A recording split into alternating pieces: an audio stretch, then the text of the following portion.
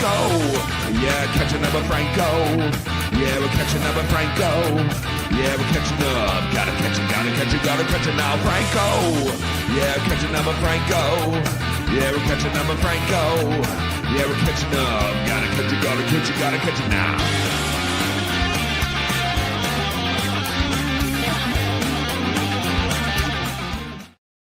It's true. I'm back with an all new catching up with Franco. These are happening weekly. I don't know how that's even possible, but yet here we are. Here we are, catching up weekly. We are live right now on the Facebook. I got to let everybody know that absolutely no one is watching right now because we went early. So, but the replays happen, and that's where this comes in. Oh, we got somebody in there already. So we are live on the YouTubes. We are on the Oh Yeah Comics channel. We are live on Facebook on my channel, and we are live on the Twitch, on the Twitches now. So I am Oh Yeah Franco on Twitch. So go there, give me a follow, and get my numbers up. And I'm told good things will happen. So I don't know what those good things are, but they will happen. With me, as always, is a commentator wrangler Wayne. Hi, Wayne. How are you? Hello, sir. He comes highly recommended and all the way from Canada, if you can believe that. So we've got good neighbors to the north there. So he's here with commentating wrangling, and I figured we would talk horror movies, even though I hardly ever watch any horror movies. And the horror movie aficionado is Jason. Jason was with us once before. I used to work with Jason, and now I don't. I'm happy he's not, because he's still in the same place. But if you remember, Jason was on once before, and he did the model painting. But also, because I need to do these shows more often, and it would have been helpful if we did these when the Kickstarter was happening. So we did. created. Yeah, I know, but we should have done more. We did one. Yeah, we should. Well, we did one at least. Yeah, we should have done more. But the LXT Kickstarter that we did together. Oh, there it is. Wayne's got his stuff. That's right. So you can go on blindwillstudios.com to get your LXT if you want. And if you have any questions, because people ask me about the game all the time, and they ask me how do you play the game, and I tell them I have no idea. That's a question for Jason. So Jason is here to answer all of your questions if you have any. But yeah, we are here today. I'm going to be drawing. I drew this the other day on Twitch. I drew this She-Hulk. It started out as somebody else. It started out as Rhea Ripley because I was watching wrestling, and it turned into the She-Hulk. So I'm gonna draw this, and I just light boxed it over right before the show. So I'm gonna ruin it right off the bat by going with paints and markers right in there before I even ink it, and we'll see how it turns out. I got to tell you, all the stuff I've been doing this week on Twitch, all the live stuff I've been doing this week, I've hated everything I've done. Everything I've ruined every piece that I've done. So this will go along with it. So if you have any questions or comments about anything you see or anything that we're talking about, please interject, and Wayne will interrupt us and ask us questions from you. I like how her pants exploded. Yeah, that's the onesie she's got on. So that that's my line. It just blew her pants just blew right off. Bam! Like the She-Hulk #1 cover where she's got the yes. No, I know. And at one point, if you look real close, she's got these things on here because she went from being Rhea Ripley to being the bride from Creature Commandos to being She-Hulk. So it's a metamorphosis of sorts. So I have no idea what I'm doing. And I plan to do more of these, and that's scary. That's just downright scary. So, yeah. All right. So, questions, comments, throw them out there. Have you seen Creature Commandos? I know Wayne and I have because we've talked about it. But what about you? I'm a few episodes behind. Trying to think. I think I'm 4 episodes in. I'm a couple behind. I know I am because they keep reminding me on my phone. Max keeps putting the thing up saying, hey, do you want to finish watching Creature Commandos? But then it kept telling me, hey, do you want to finish watching Hard Knocks? And I'm like, yes, I want to finish watching Hard Knocks and Creature Commandos, but Hard Knocks always comes up first, so I click on that first. At least, kind of thing. And I had to getting caught up on Hard Knocks. The only problem is Hard Creature Knocks. No, Commandos is I'm not familiar. Is that like a? it's football. It's football. Oh, I thought it was a Cinemax movie. Okay, never mind. No, no, there's probably a couple of those too, which I've seen many of. You know, in my youth. But you know, actually, would it be funny if Max just had a whole section just called Skinemax, like it used to be? Like, you know, when they changed their name from HBO to Max, I thought that's the direction they were going in. They're like, all right, yeah hardcore, you know, more to the adult max. stuff. Yeah, but yeah, but it wasn't the 1980s, and no one uses the Max anymore as like a way of talking about things, because that would be rad. But yeah, no, I've caught the first couple. It's funny because I actually read. It's I want to say it's a trade. Probably it's just collected Creature Commandos. It probably was like the first beginning episodes, the beginning comics were, because they had it for free on like Prime Reading or something like that. And I went and I'm like, oh, cool. If the show's like this will be interesting. And I'm like, it's gonna be hard to do. There's a lot of Nazis in here, and like because the comic books have a lot of that in it. And then this TV show, and I'm like, oh, this is the new take on it, which is fine. Because again, there's certain, you know, when you go back and read old comics, it's very hard sometimes to translate that to, I don't know, today, because things are quite a bit different. But I did, from what I've seen. Weren't the Creature, sorry to interrupt, weren't the Creature Commandos, and I defer to Wayne because he's my comics expert on here. Yeah. Weren't the Creature Commandos based on that Monster Squad with the Ghost Rider and Morbius and all that? Didn't it kind of? Oh no, that was the Marvel version. That was the Marvel version. Yeah. Sorry. Yeah. Yeah. It was because I was thinking about that one. Yeah, I was thinking about that one, and Ghost Rider is on the cover, like, oh, he's part of this gang, but he was fighting them, and it wasn't even. So it was very misleading. It was that was a Legion of Monsters.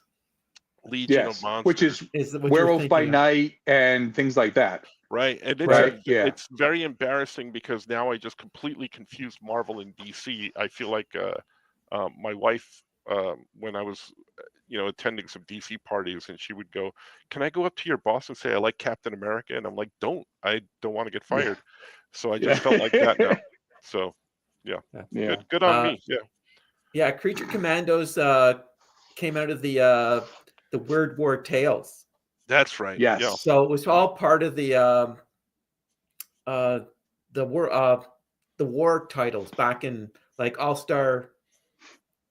What was it? I think it was All Stars War, Sergeant Rock, and all that. So that's where the Creature Commandos came from. I believe J.M. DeMatteis wrote some of the stories, and Robert Kanigher. So it had like basically it started off with a Frankenstein type monster, a vampire, and a werewolf, and then it sort of expanded. They added a few more characters, like a Medusa character, Dr. Medusa, later on in the series. Right, and it's which is funny, totally different. Sorry, yes, that's what I'm saying. It's very, very different. That's what I was saying. It's totally different than when Grant Morrison brought back the Frankenstein monster during the I forget what the storyline was. And then in the New 52, there was Frankenstein, Agent of Shade. I remember. And then they brought back the Creature Commandos. So it's sort of a blend of everything of those, but more focused on the later aspects of the Creature Commandos. See, now, so some people have been sorry, I interrupted you again. But you know, people are like, oh, you know, sometimes your drawing doesn't really have anything to do with what you're talking about anymore, but it does, because originally she started out as the bride. So there's that connection. But go ahead. Sorry, go ahead. So the thing is, though, is like, so when I was reading like that, I was reading the first, you know, issues that come out, and like the werewolf can't control when he turns to the werewolf or not, just happens randomly, and it's like teenage werewolf or no, it would be really funny if he was like, oh god, I can't do this. But you know, it's like at times, like you can tell where they're trying to put in like the humor in it, and the humor is very different from like the 40s or 50s, whenever this was, and now even the 60s. Like it just, I'm like, ooh, that doesn't ring as true as I think they meant it to back in the day. Probably had more bite back in the day, or maybe they didn't mean that to be such, you know, a harsh thing. I mean, I cannot count how many times there are. Like, I'm trying to think. One of them literally, I think, had Hitler in like the entire episode, like the entire comic, and I'm like, oh boy, buddy, kind of thing. And there's no Captain America punching him out. So, kind of thing. But I can honestly say this though, the Creature Commandos that were the original comics, the first ones, would not be good, would not be what people want to watch on Max. What you have now is, like, I mean, the amount of, like, let's be honest, the amount of sex, violence, and like everything else that goes on in that show. I mean, I think they know their target audience. There was a lot more sex than I thought there was going to be. So it made sense as a Skinnybags title. Yeah. Well, it's like did you guys watch Peacemaker, the first season of Peacemaker? Right. Yeah, the new season's coming up soon, right? Yes. So Kelly never watched The Boys. Like, I've seen all The Boys and V and all that stuff. I mean, like, not V, was it Gen V and whatever. So Kelly had never seen any episodes of The Boys. So she started watching Peacemaker with me, and I'm like, well, this is good, but this isn't pushing the envelope as far as The Boys. And then you get to the end of Peacemaker, and you're like, well, they're really pushing that envelope kind of far. But then The Boys said, hey, you want to see what the envelope looks like? We're way over here, and we're going to do stuff that is just so hard. We took a letter opener and sliced open the envelope, and we're outside the envelope, man. Kelly watched one episode of The Boys Me. It was not the orgy one, thank God. But because I don't think she would have survived that one. But she's watching, she goes, this is way harsher than Peacemaker. I go, this was actually the tamest episode I've ever seen of the show. Yeah.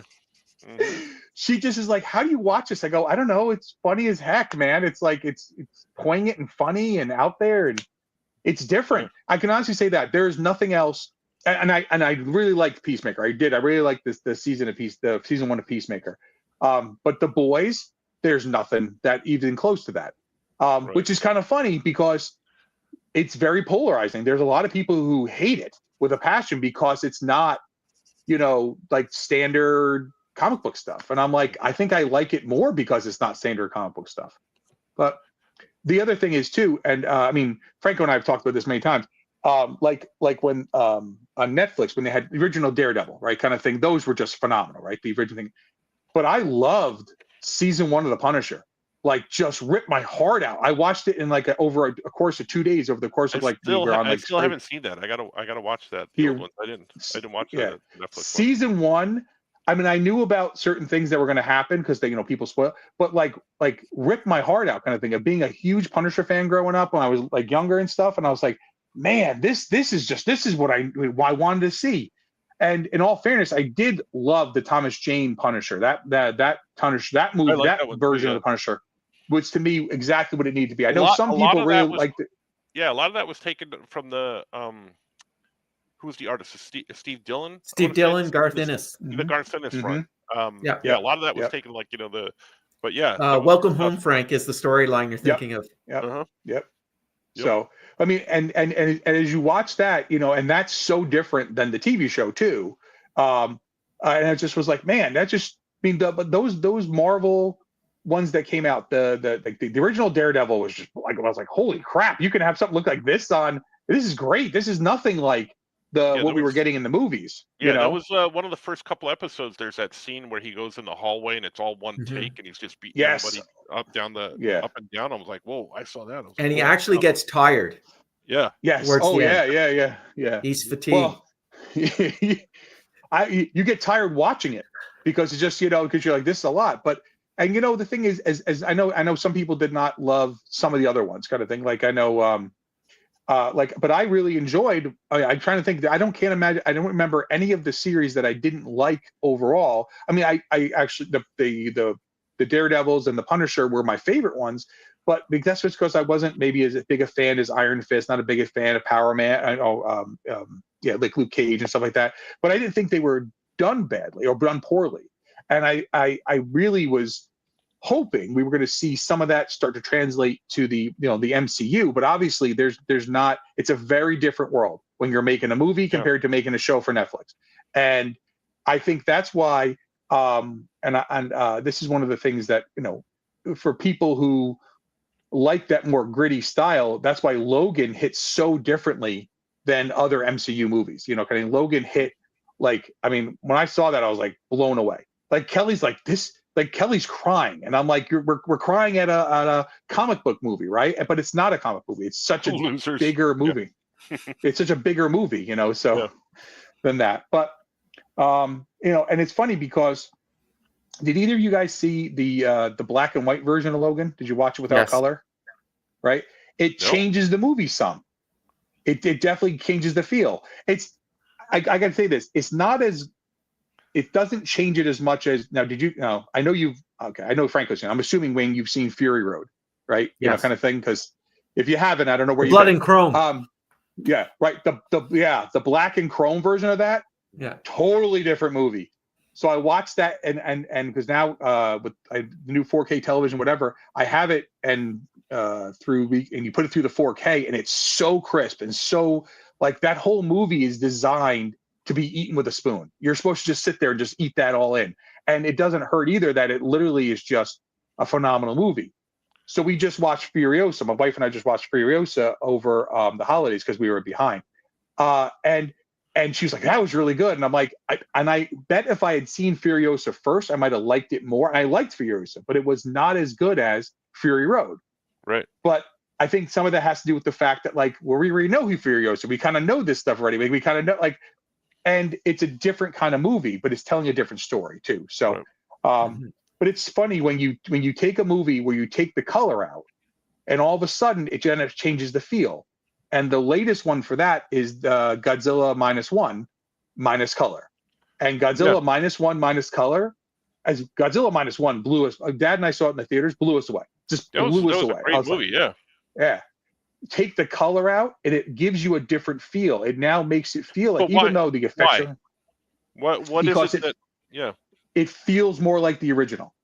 It feels more like the original Godzilla. You know, the parable about war and all this other stuff. It kind of hits a little differently, and I think part of that though is because I'm not saying nostalgia feel to it, but the only Godzilla, the original Godzilla is the real black and white movie, but it has that feel the same way that if you saw King Kong in color, like colorized, it doesn't hit the same way the original black and white does. I don't know. It's hard to explain, but it just hits differently, and it hits differently when you see. Because I've now watched it with the subtitles with how we saw it, and then I watched the dub, and the dub means I don't have to read, so I can kind of look more in the backgrounds and stuff like that. But it's like I felt that it really benefited from, not that the dub was bad, but it really benefited from being in Japanese and reading it and stuff like that. It just,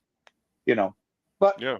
be it as it may, it's just Godzilla -1 minus color is, and again, if you enjoy that kind of stuff, you probably will get more out of it. But I isn't that though the same idea though when we watch just think of like I don't know, any kind of like, let's say like a Fritz Lang movie, right? Mhm. Those movies need to be in black and white. They need to feel like that. They need to have that like smoothness to them that black and white just has, So Yeah.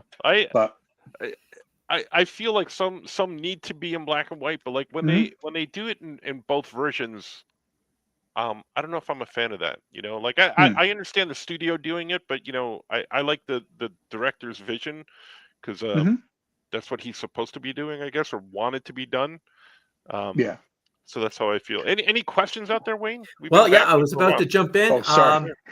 Anthony Latch says, "Who are you, and what have you done to Franco? So many new shows." Oh yeah, well, that's still me. It's just I'm trying to do more because I was talking to a buddy of mine, and I was on with him the other night, John Monaco, and he does a show over on Twitch, and I've had Twitch for years, and he's been bugging me about, not bugging me, but telling me about Twitch, and you should do it because you're drawing anyway. I sit here every night and I draw anyway. You see that from the sketches I put up, and some things I can't show. So I've been busy. They just announced two of my books, both of them coming out like later this year. Actually I have 3 books coming out later this year. Into next year. So 2 of them are creator owned. One is Chase Speedington and the Dragon's Last Breath, and the other one is Ninja Kaiju that I'm doing with Mike Hardigan, and Ninja Kaiju I'm doing with Scoot, respectively. And I've been busy. I've been busy doing a bunch of writing stuff. There's a couple of more projects I'm working on that I can't talk about yet, and then other ones that I'm prepping to kind of pitch out, and it's just been keeping me busy. So I've been trying to make more of an effort to draw for myself, draw comics. I got a bunch of stuff I'm working on Zombie Cat issue 2 with Nick, and a couple of other things. I've written a whole bunch of other things, but drawing is something that I do, and I do it every night. So, he's like, well, why don't you just do it on Twitch anyway? I don't know that I would do it like, on Facebook and YouTube, but, I started a new show called Franco Draws, where I'm on Twitch. So follow me on Twitch. I'm Oh Yeah Franco on Twitch. I started a YouTube channel for Franco Draws. That's at Oh Yeah Franco as well. Everything Oh Yeah Franco. Just look for me on YouTubes and Twitches and stuff like that, and you can see them. So nothing has happened to me. It's just I'm more visible, as it were, if that makes sense. Andric Salcido says hello, and B Things says, I definitely appreciate the artistry and skill that went into the Netflix Marvel shows and Logan, but I'm such a wimp with gore and violence that I really don't watch them very much. Yeah. Yeah. And the other thing that I'll add to that is that they were long. There were some long shows. Like Netflix had the commitment. How many episodes were those Daredevil shows? 13, if I'm not mistaken. Yeah. That's a lot. Yeah. It was no joke. It was a commitment. So and there was fluff. Yeah. There were some episodes where like, okay, I could have done without this. And I did see the woman, geez Louise. Jessica Jones. Sorry. Skip my mind there. So and I liked them. Yeah. David Tennant was the bad guy in the second season, was it? And first season. In the first season, right, which was good. But I'm like, oh, you know what? And I'm watching. Wayne knows this, but I'm rewatching actually watching, because I stopped watching them. I'm watching the Doctor Who's, and it occurred to me that he plays Doctor Who in that first season, but just like an evil Doctor Who. He's the master basically in that show. In Jessica Jones, he's the master because he's basically Doctor Who. But I love the Tennant stuff, and I like anything he does. But I digress now because the one thing with the Jessica Jones series, that was one where it just was like, okay, let's get to it. Not that it wasn't good, but you could have trimmed that down by 2 or 3 episodes, tighten that whole thing up. The one thing about Daredevil, I can say, at least season 1, again, there probably was times you could tighten it up, but so much happened. It was just like, you always felt you were at least getting some world building each episode, if nothing else. And then when the violence happened, you're like, okay, like how can you even match this? But that's why, as I said, like the Punisher one was just so much, and so it just never let up, and it just tears at you, like, because you feel so bad for Frank. But that's why I didn't see that one. Yeah. Was it Defenders? What was the one where they were all together, right? Yeah, that was the Defenders. Yeah. Where they kind of are telling smaller stories of each, like, kind of pieces together. That kind of made it easier sometimes to take in. Like, I didn't need 3 episodes of Jessica Jones. Just a little bit of Jessica Jones, just a little bit of Iron Fist, a little bit of Luke Cage, a little bit of and it worked well together. And that had some crazy stuff in it too. The Iron Fist one, that when it came out, a lot of people were complaining that it was not as good. I didn't see it. Maybe I'll plan to eventually, but yeah. How was that one? Did you guys see that one? I thought it was the weakest of the. Yeah. That's why I didn't finish it. Great, weakest. That's what I've heard from everybody. But was it watchable? Did you like it or not really? It was okay. Yeah, that's what I get from everybody, and that's sad because out of all those characters, Iron Fist is the one I like the most. Right. Yeah. But isn't that always the case though? Like, someone's got to be the low man on that totem pole. The problem is that right now we have so many options. You got to remember, when Daredevil first dropped, you didn't have as many options. You have so many options of what to watch. Just forget the Netflix ones. But you go to like Disney Plus, and now you've got Low-Key, and you've got WandaVision, and all these other things that were like, okay, like they just kept making them, kind of thing, to the point where I know, like, I'm so far behind. Like, we watched WandaVision. Kelly and I watched it. Kelly and I watched together. We enjoyed it. But and then what was the other one? Agatha. Falcon we watched Falcon. We watched Agatha all along. Yeah, Falcon and Winter Soldier, right? We watched that because I love Winter Soldier. May be my favorite straight up MCU movie. Like I just love Winter Soldier. But like, so we watched that, and like Kelly's like, okay, I get, like, she just didn't care as much, and I'm like, it's because it's a character or whatever she just didn't get into. Right. But like we watched Agatha all along, and I'm like, how many more episodes? How many more? And it wasn't that it was bad. It's just like, all right, let's get there. All right, let's get there. We have two. How do we have two more episodes? Are we done with this? I have a different take on Agatha all along because I love Catherine Hahn. I mean, I like have major crush where, you know, I've had discussions with my wife about, you know, it may be over if I ever come in, you know, if there's a chance. I just have such a crush on her, and it was okay. I mean, it was okay and got there in the end. But yeah, I get your point with that. But don't you talk bad about Catherine Hahn. No. I'm saying is you start looking at these series and you're like, okay, it's 8 episodes or 9 episodes, and you're like, you could trim this to 6. Right. You just tighten this up and trim it. And you know, again, having did you guys watch The Last of Us? Is that no? Oh is that the zombie, like with Pascal? Pedro Pascal, yeah. Talk about Reed Richards. Punch. Yeah, talk about a gut punch every couple of episodes. That's something that right.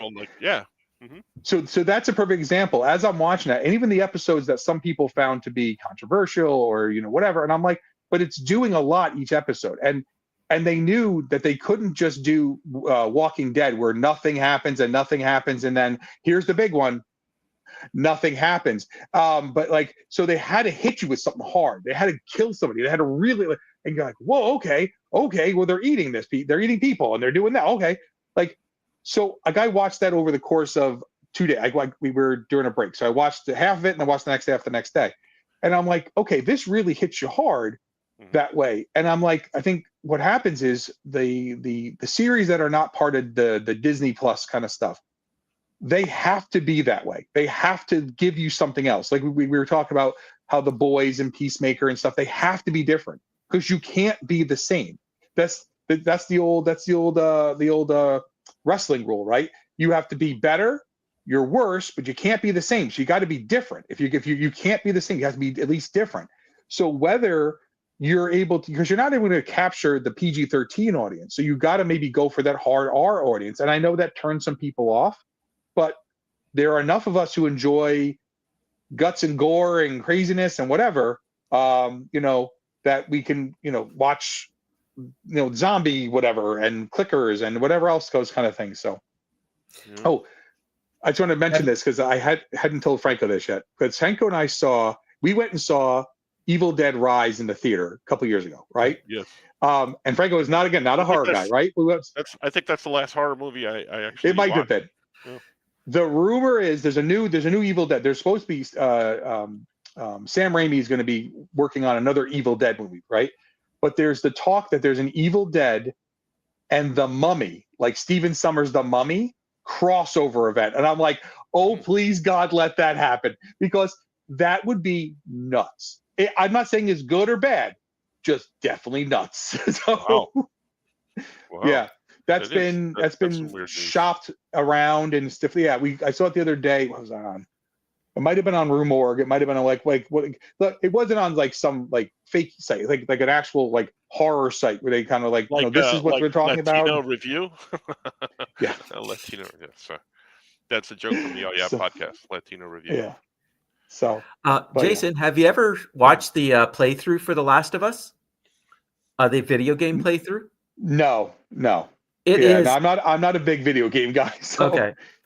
Yeah. Well, if you wanted to do like a comparison, I watched the playthroughs, and you could see why it was picked up for television. It is an amazing game. The story it tells is really gripping and really cuts in the certain scenes where you find out certain things, and it is it's amazing. And even like The Last of Us 2 still maintain that same level of storytelling that you're going, oh, it's just a video game, but it's more than just a video game. Well, this was a few years ago, and Jason and I have had this conversation in the break room at work when I was working.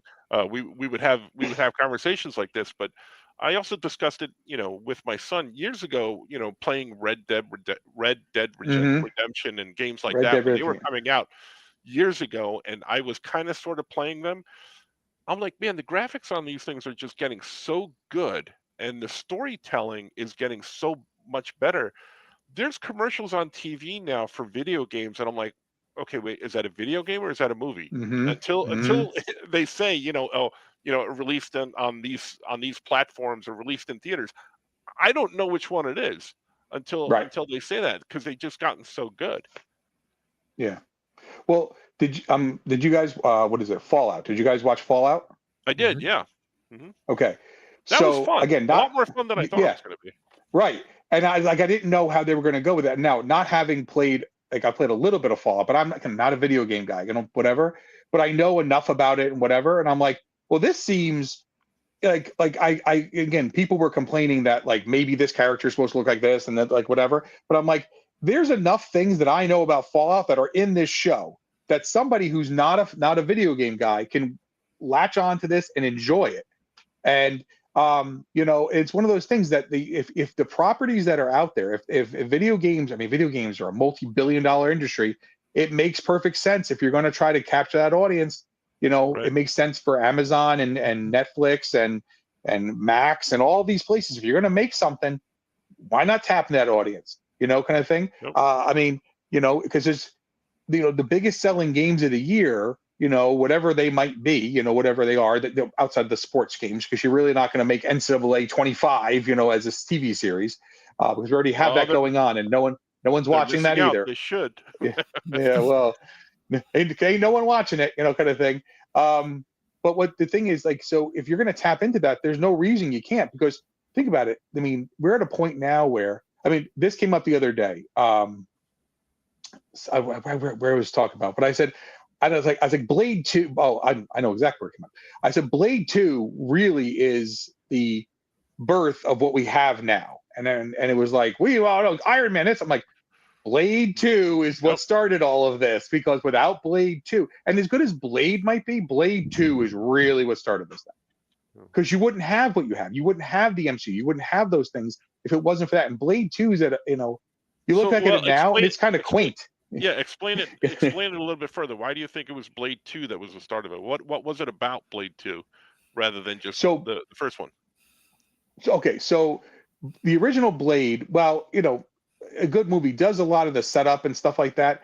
I just don't think the story itself had as much. Again, the story's nothing crazy. Not that Blade 2 has a super deep story, but I think what you wound up having in Blade 2 was you wound up having a character you didn't have to spend half the movie, developing, right? You then had the Reapers, who were like, just the idea that their face unhinged and all this stuff. It just was so horrific. For a horror fan, you could latch onto it because it looks good. It's like, and now you have you have Blade, who's trying to kill off these vampires. You have the vampires who are afraid of these Reapers. The Reapers can't be killed the normal way. Like, it just had so many different layers to it and then it took that and then took the action that the Blade 1 had and amped it up, because it became like, cartoon action kind of thing. It made it more like a comic book. Just the scene alone where he's fighting off all the guards in at the when he's trying to get to and then Ron Perlman's character and him have the fight at the end, like after that. Mm-hmm. And that's, like the way they interplays the music, the cuts, everything. It just started like, this is what became the, what we now get. If you look back at the original Iron Man, nothing wrong with the original Iron Man, but it doesn't have the same, like, it doesn't have this, you can see the bones of it there, but it doesn't have the same feel as the later movies did. I think Blade 2 much more had that. And by the same token, though, the Hellboy movies had, influence as well, and those things. I'm not saying it's just was Blade 2, but Blade 2 can kind of be looked at as like, yep, this is kind of the, like, where you can see where you're getting along those lines. And the fan reaction was huge. I mean, and let's be honest, Blade was certainly not. He's, the Blade is it's not Superman, it's not Spider-Man, it's not Batman, it's not that level, kind of thing where you're like, oh, name recognition. And you took a name that most people might not have ever really realized was a comic book character and put it out there. But since then, we've now been able to, since that's allowed that to happen, you now can get movies like The Dark Knight. You can get movies like Logan. You can get movies where now we leave the tried and true action cuts and whatever and do those other kind of things. So Would you what say? actually came up the other sorry, yeah, Lee, I didn't hear you. Oh no, sorry. No, go ahead. Finish your thought. Oh, I'm just saying this. So it allowed you then to get away, and then those other movies that are so different, you know what I'm saying? The ones that like kind of stand out as being different as that in that way allows you to have a universe where all that stuff can exist, right? It doesn't have to always be the same cookie cutter things. By now bringing them out and doing those other kind of films, it allows other people to come in. Now, whether people enjoy that kind of movie or don't enjoy that kind of movie, if they like the kind of like popcorn movie or whatever, that's fine. But now you have all the different flavors because not everyone likes chocolate ice cream. You know what I'm saying? Like some people like Tin Roof Sundae, and some people like vanilla, and some people like coffee. You got to have different flavors for different people. And I think that was what we started to see. Movies didn't have to be that same thing. So I was going to say, as I'm looking it up, what also I think contributed to Blade 2 was being directed by Guillermo del Toro. Yes, Oh, absolutely. Yeah. I mean, that doesn't hurt, Yeah, that guy's all right. Yeah, he's okay. My favorite thing when they talk about Guillermo del Toro is that he has a second house directly next to his house with all his cool stuff in it. And I was like, man, and he's got some cool stuff, like really cool giant Frankenstein heads and stuff like that. Super cool stuff. What came up the other day, because and every person I've said this to, except for one, has said they either they won't watch it or they hated it. So I watched Hellboy, The Crooked Man. Right? I was going to ask if anybody had seen it, and I want to. I just haven't seen it. And everyone who, like, except for my buddy John, who said, "Oh my God, dude, it was so good." I'm like, I know, I really enjoyed it. Everyone has hated it because it's not Hellboy. It's not the original Hellboy or Golden Army. It's certain. Yeah, it's not Guillermo del Toro's, but I heard it was pretty. Not even close. It is faithful. Yeah. It is faithful to the story that Corbin drew. Yes, and it's not even the David Harbour one, which I thought was kind of kind of thinking like this really could have benefited from Ron Perlman. No offense to David Harbour, but I'm like, you're not Hellboy, bro. But like in this one, and I can see how people's complaint. I've told this story before, but Ron Perlman yelled at me because at the time I was working on Itty Bitty Hellboy, and I ran into him at a restaurant, and we got to talking, and like I run into these people all the time, right? But he was at this restaurant and he was eating alone, and then we were talking with him, and I told him I was working on Itty Bitty Hellboy, and he goes, "Oh," and he pulls me into a headlock, and he goes, "You tell Mike Mignola that I want to do it again. I want another shot at that," and I'm like, yeah, I have no sway in that whatsoever. I will tell him if I see him, he won't care, he won't care. So, I'm not a studio exec. Don't talk to me about it. But go ahead. Sorry, I interrupted. Yeah, no, there's so the thing is, it's very small compared to the other movies, right? The budget's tiny, whatever, but I'm watching this, and all I'm saying to myself, because Kelly's watching it with me, she's like, this is kind of not the same. And I go, this is Evil Dead. This is Evil Dead. This is what this is. And she goes, what do you mean? I said, the same. Now, Kelly and Haley both watched, what's the Doctor Strange movie that's Multiverse of Madness. That one. That is an Evil Dead movie. That is a straight up Evil Dead movie, right? Well, that one has more right to be because Sam Raimi. Sam Raimi, right? But I'm saying is, but when you're watching, you go this, and he even has the Sam Raimi-isms in it, kind of thing as you get close to the screen. But like the whole thing was, I was like, I'm watching this new Hellboy, and I'm like, this is Evil Dead. Like if Sam Raimi directed this, people would love this movie. But because it's not, because it's small budget and whatever, but the stuff they're doing, I'm like, this is right out of the movie, like, and it's the comic book. Having read the comic, I'm like, holy cow. And I think what happens is because it looks so, I don't want to say cheap. It does, it kind of wears its, its budget on its sleeve, so to speak. You know what I'm saying? Like it looks kind of like, it's not quite up there, but it's really well done for what it is. Now, is it gonna, is the, I forgot who played Hellboy. Is he gonna replace, Ron Perlman? Never, because Yeah. Ron Perlman's amazing as Hellboy, and he should be Hellboy. And reality is, they could make, if they announced right now, we're gonna make Ron Perlman back as Hellboy. What's the movie? Don't know yet. Everyone's like, yes, just yes, yeah, because he was amazing as it, He was and you amazing, can and never I get too just much. saw him. What did I just see him in that was in recent? Mr. and Mrs. Smith on Amazon. I just Oh, saw okay, him yeah, yeah. in that, and I don't think it could be Hellboy anymore. He's older, and he's showing that he's older. But Well, even I from love Ron Pacific Perlman. Rim. Yeah, Yeah. Well, Yeah, if you watch Pacific Rim, he's really funny in Pacific Rim. Give me back my shoe, kind of thing. Like he's Yeah. selling all the kaiju parts. right. But I'm just saying is, like, if he came back and did it one more time, just one last run, because again, they do a lot with CGI, they do a lot with, like, whatever, but it's all about him and his voice and his presence. And I'm not saying it has to be, like the original two, but it would just be great just to have him out there again. But it's going to be what it is. It's like someone else putting on a Wolverine costume. I mean, at this point, it's Hugh Jackman. It's got to be Hugh Jackman because there's no one else who can play Wolverine. We But watched. you espousing Ron Perlman to be the next Hellboy again. You have even less sway than I do, and I had no Yeah. sway. I had no Well- sway whatsoever. So I don't know if we've ever. Well, I mean, so when, I don't know if anyone, Franco's, you've ever told this, but when he got we got the phone call about itty bitty Hellboy, right? Do you remember this? I was sitting No, with Nikki. probably We not. were doing math. We were doing. I was working with Nikki on like geometry or something. We were doing math, and you get a phone call, and I just hear you're in the account. Yep. Sounds great. Yep. No problem. Let me get Art on the phone. And you and Artie are on the phone with him. Yep. Sounds great, Mike. Well, but yes, that will definitely be doing this. And you guys get off the way. You're like, Jay, get in here. And I'm like, I'm thinking something's wrong. And I go running into the other room. I'm like, what's the matter? He goes, that was Mike Mignola. I'm like, okay. He goes, we're doing itty bitty Hellboy. And I'm like, okay. He goes, you can't tell anybody. I go, okay. And I go back to the room, and Nikki's like, everything okay? I'm like, yeah, let's just finish up the proof we're doing, or the whatever. Go back to doing math. I was like, that was the coolest news ever. I sit on it, but it just was so funny because it's like, oh yeah, that sounds great. Yeah, we'll definitely do that. Like you were going to say act no. professional. You got to act professional well, when sure. you're on the phone.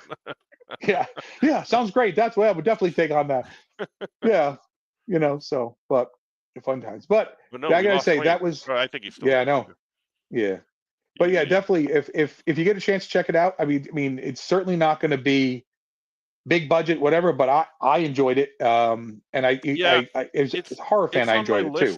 It's on my list, and I got a list of stuff I got to watch, and it's all right here. And there's so much stuff. But I'm on a tear with the Doctor Who. So I was watching the Tennant stuff, and I couldn't stop watching it because he's just so good.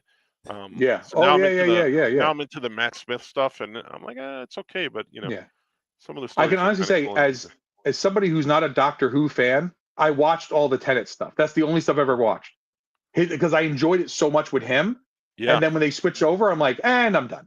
Like, because I'm not a Doctor Who fan. That whole world and universe doesn't mean any much to me. But I like David Tennant so much. I'm like, I like him as a character. Well, yeah, So, we're watching the new ones, the Disney Plus Yeah. ones. Not the Disney Plus ones, but the ones that are in Disney Plus. I know. Because Yeah.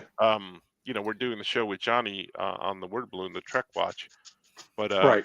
I'm like, I really got to go back and because they're starting to talk about stuff sometimes when we talk about the episodes that I'm like, oh, I don't know about that. So Yeah. Right. I'm going back Yeah. and watching it now. So Yeah. but I enjoy that stuff. So Yeah. Well, the hard part is that there's so much stuff to watch and only so many hours in a day, kind of thing. And, even though you might not be, teaching anymore with me kind of thing, right? You're still working every day doing stuff. And it's hard to give your full attention to a show where you got to pay attention and know what's going on. Right. And be drawing and be writing and be whatever. It's part of the, thing. I can honestly say this though, there are some movies that I know a lot of people, like we were talking about this off air. We were talking about, in the back kind of thing. I can make a couple of suggestions. I think people now are going to know more about it because after the Golden Globes and stuff. But The Substance is well worth the watch. If you're not okay with naked people, especially naked Demi Moore, I'm fine. you're with going to have a hard. I know you are, but some people might not be comfortable with naked Demi Moore. Oh, you're who, talking by to the others. way, Okay, I thought you were just talking to me. I'm no, fine with not any you. No, consideration. no. Yeah. Yeah. That movie was really good. The ending's a little nuts, so just be prepared to be like, okay, this is crazy, but like the movie Now, was really good. That's Margaret Qualley. Is that her name? That stars Yes, in I that? think that's how you say it. Isn't that Andy McDowell's daughter? I believe. Yes. I Okay. think it's Andy McDowell's daughter. I don't have all I know is Demi Moore is in it, and she's naked for a lot, and then she's not naked for a while, and the other lady gets naked sometimes too. But like, you got to be okay with naked, and you got to be okay with Dennis Quaid being kind of scuzzy. But if you're okay with that, then it's totally good. The other one I watched, which so I'm going to tell you now, it is going to turn off a lot of people. It's called Azrael. It's a post after the reckoning kind of thing, right? Kind of thing. So, and it's the movie. There's no speaking in the movie. It's the whole world where no one speaks, and it is at times harsh, at times like it's very confusing at times. But and then when it pays it off, I loved it. But I was like, this is not for everyone. Certainly not. The substance is much more user friendly, so to speak. Okay, so now, see, I'm getting these recommendations for you, and I don't want you to take this the wrong way. I don't want people out there to take it the wrong way, right? You But won't watch like, them. no, it's not that. Like, Mr. Skin, like he does all the the nudity in the movies and stuff like Yeah. that. So, not to equate you to him because you're not, but you are kind of like the Mr. Skin of horror movies, but without the nudity part. You're giving us all the inside track of these horror movies that I have no idea what he's talking. Wayne, do you know what he's talking about with some of these movies? Yep. Oh, so yeah, maybe I'm the only one who's like. Well, no. Well, You gotta think of it like this, Franco. When we get together, you, me, and Mitch and John, like I'm probably the one that has seen more horror and really bad B movies than you guys. Where Johnny's into the old time radio. Right. If you want to talk about Molly McGee and all that. Yeah. So we all have our little genres that we sort of right. drift to. Yeah. Just like I've recently watched, and I love the movie, is Planet of the Vampires. Oh my God, Mario Bava, that is a great movie. Mm-hmm. That see, you could I don't know what you guys are talking about. Mario Bava, but you know who Mario Bava is. He's Italian. I don't. So like he's one of my cousins. We all know each other. Come on, what are you talking about? I forgot. It's like a friend of mine. A friend of mine went to Italy recently, and I said to him, "Oh, say hi to my cousin."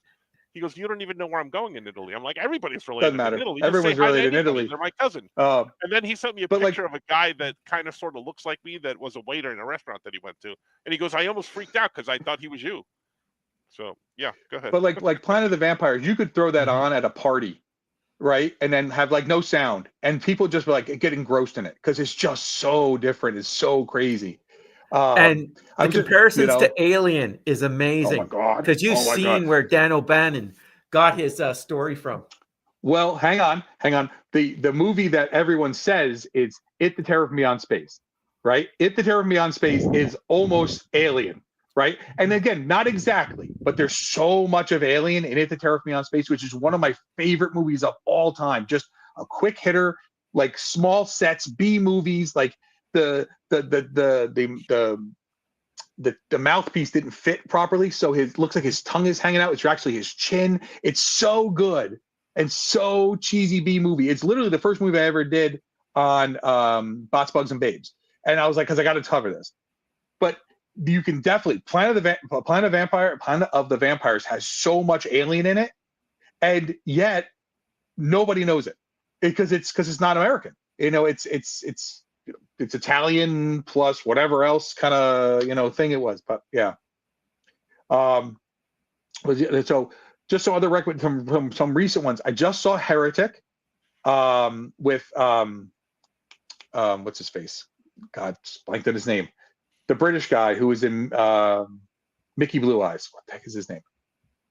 I totally can't think. Hugh Grant, right? Hugh Grant. Yeah. That movie. Because Kelly saw the trailer, she goes, "I'm not watching it." But I guarantee you, there's like almost no blood, no nothing. It is just a psychological movie. that again is going to polarize some people because of like it's very much about religion, but it's really really good. Packs a lot of punch at times. I know some people, again, you have to give it. It's A24.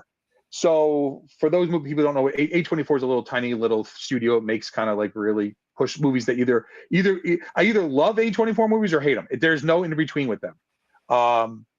We saw like Long Legs. I know got a lot of play. That's a Neon movie. Neon makes movies like that too. Long Legs was really good. It is not Silence of the Lambs. If you heard that, it's not.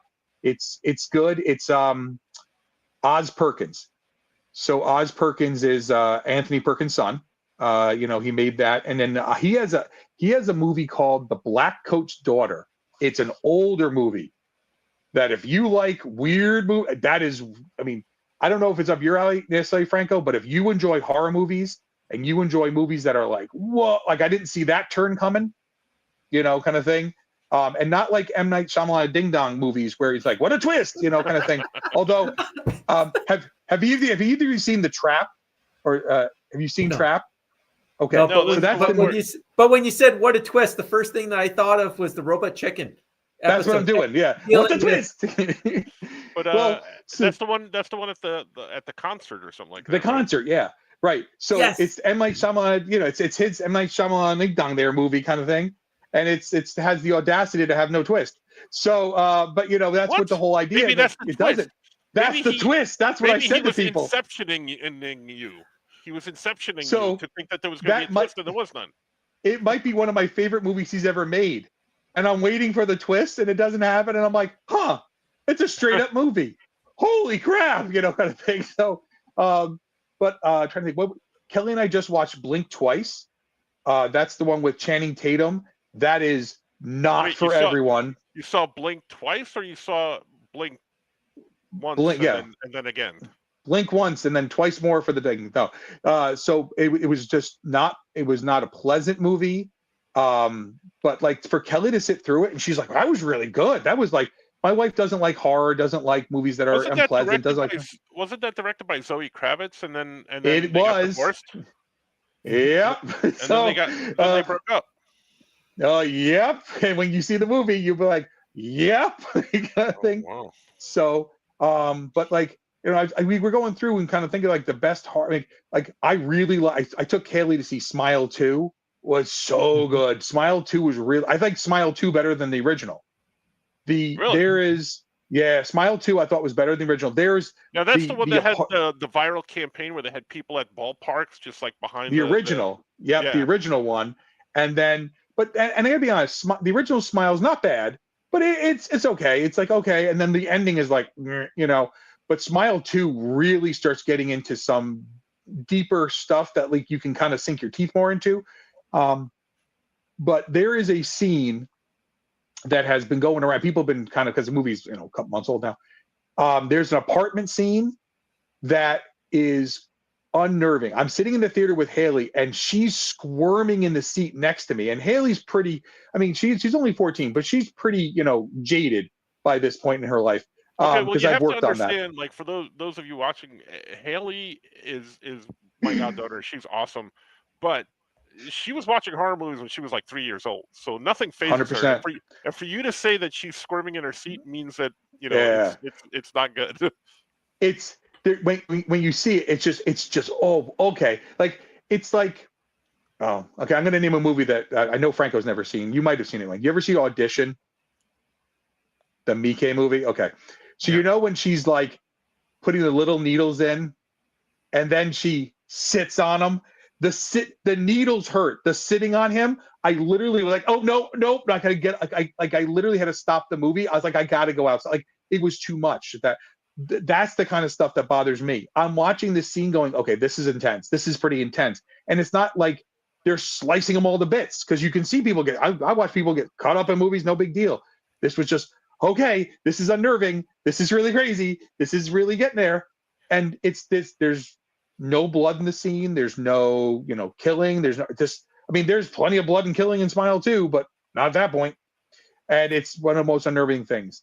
Like Gladiator 2 was really good, but I kind of knew Gladiator 2. Denzel Washington's going to be up for the Academy Award for Best Supporting Actor for that. I didn't know that was a horror movie. It's not, but I'm saying we just saw that the other No, day, but it was really good. Trying to think what else did we watch? I just want to get these in. Sure. Troy, Sorry. No. Troy Dungaro says, "Heyo," Hey. and B Thing says, "Just wanted to say that Franco's She-Hulk is looking awesome." Oh, well, thank you very much. Thank you very much. Is it I don't watch a lot of stuff, and especially in horror, I tend to drift away from horror because I don't watch it on the screen, but I like to write it. What does that say about me? That's a weird thing, right? Well, but it's the thing is, so in grad school, I did a piece for I had done a piece for the math magazine paper, whatever the heck it was, where we were talking about, it was statistical stuff. But I said, well, I have another piece. And they're like, well, we'll publish it. And it was about what you fear when you're younger. Do you then seek that out to make that fear go away? And I've told this story before on the pod, and I'll tell here. When I was real young, right, kind of thing, I don't know, 4, my dad told me, we were watching this thing, and it was like, it was an old, like, it was like black and white, and it was like, there's curtains rustling, and I'm like, oh, what's that? He goes, that's the devil. The devil lives in red curtains. And I said, All right, what? you just say this, yeah. And guess who had red? My bedroom at my parents' house still has the red curtains, and I had red curtains, and I was terrified, right? So at that point, I can say I started seeking out everything horror. By the age of 4 or 5, like I had seen The Omen, I saw The Exorcist, I saw like Right. I'm not going to be scared. I'm not going to be scared of things, and that's what kind of started my love. I mean, don't get me wrong. My dad showed my brother and I the Wolfman and Dracula and Frankenstein and like King Kong and like all the classics, right? And I was like, I am never going to be afraid anymore because the devil's not going to get me. He lives in the curtains. I'm going to know all the rules. I'm going to know how to beat you. I'm going to know how to do these things, and not in a religious way because I went to Catholic school. Right. But in a, like, I'm going to study in these movies. I'm going to not be afraid. And when everyone else was like, oh, The Exorcist is the scariest movie ever. And I'm like, it's okay. Like, I mean, it's good. I love the movie, but it's not terrifying. And then I get to experience now like the joy of showing someone a horror movie for the first time who's not a horror person. Right.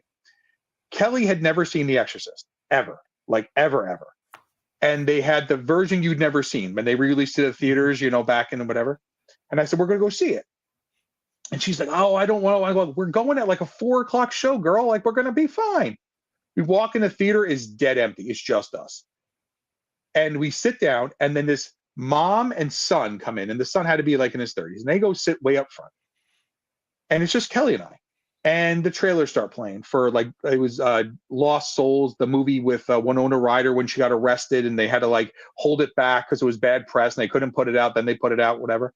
Well, somebody walked in the theater and was coming down the aisle and put his hand on Kelly's arm. And Kelly jumped up. Now, Franco knows my wife. She is not a big, she's a very short little kind of, she jumped up and blood-curdling scream came out of her. Right? She's now to go, oh, I'm so sorry. And he walks away. She goes, you blankety blank, screaming at this guy. She's now got an adrenaline spike like you wouldn't believe. Then The Exorcist starts, right? So she's here. For somebody who doesn't like horror, she's now here. And she's, as soon as the flame shoots up in the attic, when the tiniest jump scare, she's, oh my God, the movie terrified her. And I go, and it was hard. I'm trying to watch it because I want to see the new stuff they added. Like, and the only thing I thought, like the spider walk was so cool. I was like, oh, cool. But I'm kind of trying to watch her. I want to see her reaction. I want to see her like, melting into the seat from the horror of it. She's gripping onto me. She's so scared. And I'm like, it's just like, that to me is like the coolest thing ever. And then I started showing Haley horror movies when she was young because I didn't want her to be scared. And I started explaining to Haley how movies are made and how whatever and special effects. And I have so many friends who work in the special effects industry, out in California, who Haley has met. And Haley has been there when they've done makeups and she's done whatever. She's not afraid, right? And what I didn't want her to do was grow up and be like, oh, a horror movie. No. Like, if she doesn't like them, you don't watch them. It's fine. You can watch what you want. But I didn't want her to be afraid. And I wanted her to understand that there are, men and women who create this, and this is what they do for a living and whatever. And she was so interested in that. And I didn't want her ever be scared of the stuff I paint and the stuff I build, because some of it is horrific. Some of it is so horrific that don't get at Jay's house and walk into the basement alone, because that's where a lot of stuff is hanging on the wall on the way down.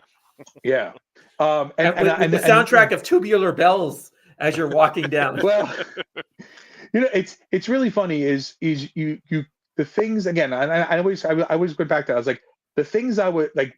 I was so afraid of my curtains because I couldn't control that. Right? It was like I can't control the curtains in my room, and it just scared me when I was young. And I was like, well, I'm never going to be scared again. I'm going to make sure I'm not scared. And I wanted to make sure Haley wasn't scared. And and then again, it's not obviously, she's still a kid and whatever kind of thing. But to watch her, because she doesn't get unnerved by things. We'll watch a movie and Kelly will squirm. Even in like Deadpool and Wolverine. Right, when they're like, there's like, people get cut up, and she was like, oh, like you can hear Kelly making noise, and Haley's like laughing at it, like she's like, okay, this is crazy, right? To get a reaction out of my daughter, sometimes I know I have to kind of like, okay, this movie's gonna have this in it. Be prepared. This is gonna be a lot, and it's just great when she was literally like in her seat, like, oh God, during that scene, I'm like, oh my God, like I love this is so good, kind of thing, because I love that feel, like that you can't experience that for the first time again, right? It's like so basically you're saying you're just chasing the high every time you're doing this. Well, I it's hard, dude. Okay, so like I said, you and I, we went and saw like Evil Dead Rise, which some people were like, this movie's so graphic, and I'm like, it was okay. I mean, like it was nothing in it that I haven't seen 100 times before. I enjoyed things. I think what it is for me. Yeah, go ahead, finish up, and then I'll tell you. No, I'm just because at the end of the day, like I can throw on, like, not that I'm going to want to watch Henry Portrait of a Serial Killer, but that's not for everyone, right? The original Maniac, the Will Lusting movie, it's not for everyone, right? It's not for people who it's not for the normal people, right? Kind of thing. It's for people who are seeking that stuff out. And some people watch horror movies because it's like oh, I've seen these things, and I watch them. I watch them late at night. I watch them early in the morning. I watch them my dad had always said to him, the most disgusting movie he had seen was Hellraiser, the original Hellraiser. And I said, we're not Hellraiser 2, Dad? He's like, no, by Hellraiser 2, I knew what to expect. But in Hellraiser, if you didn't know what to walk into a Hellraiser, holy, that's a hard movie. Like, but I know that's a little much for Haley right now. Not because the original Hellraiser and Hellraiser 2, she's seen some of the later stuff when it's more comic-y and more, mainstream, whatever. But like she'll sit through like she doesn't enjoy Friday the 13th movies. She's like, these are stupid, Dad. Like, and they are. I love them because they're like candy, the kind of movies. Like, they're just mindless, brainless fun. The kills are the best thing. But at some point, like I said to her, I said, well, at some point you got to kind of watch these other ones. So she watched Candyman with me, the original Candyman. Huh? And she's like, oh, that was really good. And Candyman's a psychological movie and whatever. And what bothered her in the movie wasn't him. It was the way people were treated. And I said, well, honey, that's how things were in 1992 in that part of Detroit and that part of whatever. Like, those are the kind of things that bother her more in these movies, when she sees people being treated poorly, people, whatever. And I'm like, that's the real part. That's what makes that movie hurt so much, which is why she hasn't seen Get Out. She hasn't seen Us, right? She wanted to watch Nope. And I said, Nope's not for you. Nope is actually really good. Nope is Jaws. Nope. Yeah. Well, it's funny because Nope is just Jaws, and she loves Jaws. And I'm like, yeah, but you're not going to like this one because to her it's going to be boring. But I know some of those movies are going to bother her more, not for the horror aspects, but for the way people are treated. She's a very sensitive person too, at times, kind of thing. So sorry. Yeah. I think I was going to say, I think what it is about horror movies that just don't do it for me. So we went to go see that Evil Dead movie, and the gore doesn't bother me. Right. And I think it's just because I'm just so indoctrinated story wise. I went to film school. I do comic books, and I'm a storyteller, so I'm always looking for the story. And in Evil Dead, that movie that we saw, there was Mm-hmm. what was it? Evil Dead Rises Evil Dead or Rise, yeah. Evil Dead, Evil Dead right? Rise. There just was no story. No, Like no, it. there's There's no story, and there's no story. yeah, I'm like, okay, it was just a slasher, not slasher, but Mm-hmm. gore fest No, or whatever. it's it. And I'm like, okay, well, there was nothing resolved. Nothing was Yep. resolved in this movie, so Nope. that's why to me it doesn't appeal to me. Yep. So I don't watch these movies because I'm like, oh, Yeah. it's going to be another one of those. Yeah, and that's why I try to find I try to make sure when I'm recommending a movie to people, like if I'm talking to my buddy Damien or my buddy John or whatever, like they're so well versed in horror that I can say to them, hey, did you see this? Yes. Could you watch this? These go together. Like this year, the movie it's called Maxine, right? And it's the third in the Ty West trilogy, the X trilogy. X being the first, Pearl being the second, and Maxine being the third. And those movies are not for everyone. They're certainly not. They're the first one is, I mean, again, takes place in the 70s. It's about making a porno. It's about whatever. Like, you got to be ready for this stuff, and that's not everyone's cup of tea. And I know that. Knowing that, I don't have to say to like Franco, hey, you should watch X and Pearl and Mac. He's not going to like them. So why am I going to suggest that to him? That's 8 hours. That's like 6.5 hours of your life you're never going to have back. But if I see something like, I'm telling you, The Substance, you'll like, because it's got a good story. It's unnerving, it's upsetting, but it's also about getting old and getting pushed out, and like how you're not the flavor of the month anymore. And it's all those things that kind of hit. I don't think I can watch that. My ego wouldn't be able to take that. Yeah, well, but it has, but you can as you start watching these things, like, that's what I'm saying. Heretic is, again, most people won't like it, but it's, and again, if you can put aside your personal feelings about religion and listen to what they're talking about, it's like, huh. And then again, then there's movies like, I wish I was kidding, like what was it? The VHS Beyond. It's one of the VHS movies all kind of come out every couple of years, right? The VHS Beyond was great, just great. But you have to like those kind of movies. You have to kind of like the shot on film and the whatever. I like those things. This one was like really cool. Each little individual story was pretty good. But like, by the same token, people I know who've seen it, who hated it, then they would go love Terrifier 3. And let me tell you right now, Terrifiers, you don't watch them, Franco. They are not your movies. Oh, right? don't Franco. No, they're not your thing. I've heard so much about them. I'm like, maybe I should watch. Oh my God, you won't like Art the Clown. Yeah, I can honestly say this: All Hallows Eve, the one where Art the Clown, like I know there's a short film and whatever. Oh, I know, folks. Yeah. Okay, but like, All Hallows Eve is pretty, for a found footage movie made for like $1.87. It's really good. Mm-hmm. Terrifier, the first Terrifier, is not great. I'm watching it going, okay, and I'm like, man, I hope Terrifier 2 is better. Terrifier 2 is light years better than Terrifier, and then Terrifier 3 is like, hey, remember that stuff in Terrifier 2 you like? Let's take that knob and rip it off. I can only imagine what Terrifier 4 is going to be, which is supposed to be Terrifier in space. Or in hell. I think it's going to be in hell. I'm going to tell you right now, it's probably going to end up being in hell, which would be crazy, because I haven't heard anything about these Terrifier movies until the last one, and I'm like, well, what is this and what it's all about? So like, it's not for you, buddy. The first one, the short film and the first one were not great. How did they get a second and a third short one? They made a short film, and then they made a movie called All Hallows Eve, where he's one of the segments. And in All Hallows Eve, it's good, like, for what it is, for made very cheaply. But the alien invasion story in there I'm like, where's that movie? That's the one I want to see, with the creatures chasing around the house. I'm like, where's that? But like, the happen was, people liked Art the Clown from, the little, his part of All Hallows Eve, and then Terrifier got made, and it had a cult following. It has such a cult following, and Terrifier 2 was made for, like, I don't know how much it made, but it's really good compared to Terrifier. And then Terrifier 3 was like, hey, let's just keep turning it up. But are they high cinema? No. Like, is it like going to change your life? No.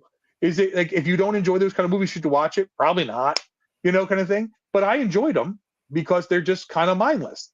And my buddy John and his dad sit and watch them, and he's like, "Oh, my dad loves those movies." I'm like, "I bet he would." His dad used to be a cop in the Hell's Kitchen and whatever kind of thing, like in the city, and he likes kind of brainless kind of things. Like that's what he likes, kind of thing. Yeah. That and Quigley Down Under is probably his It's favorite movie ever. when Art goes to the laundromat in the second movie to clean his clown suit. outfit. Oh my God! It's just. But yeah. Sorry, Yeah, I didn't mean to cut you off. No.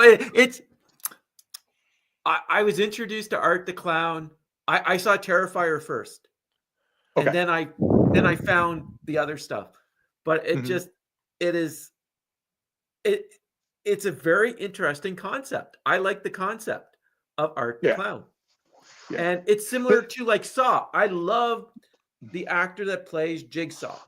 It's following his Forget all the different ways he puts people to redeem them for their action.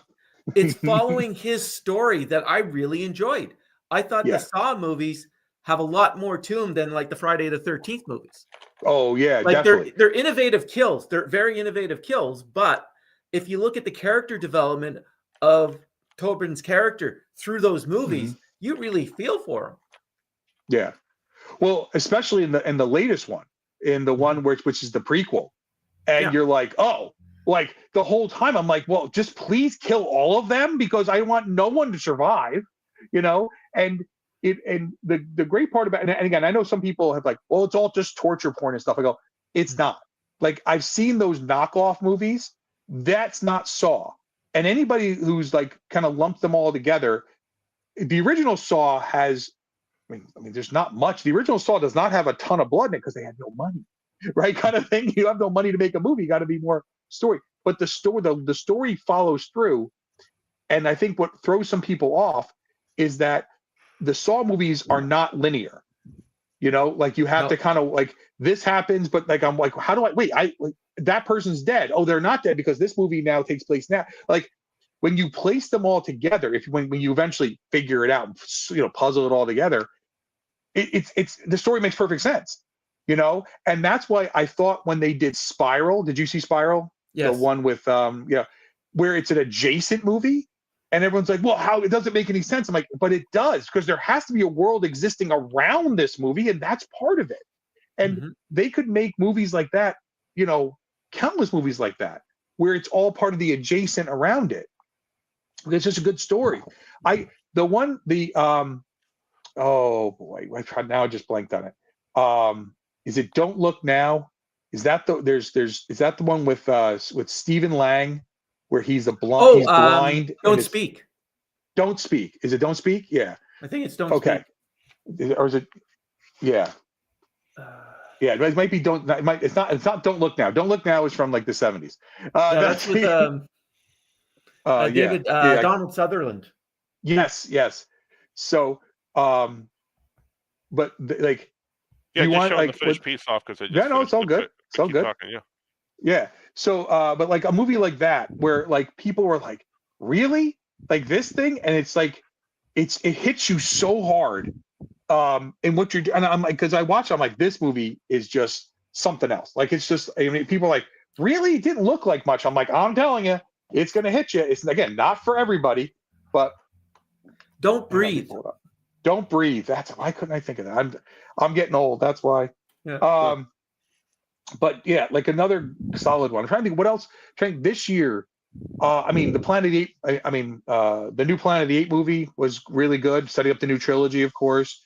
Kong, Godzilla, New Kingdom, or New Empire. Again, just another entry, just a good, solid movie that is really kind of not to say all ages, but like it's inviting to people to come in. All right, quick question.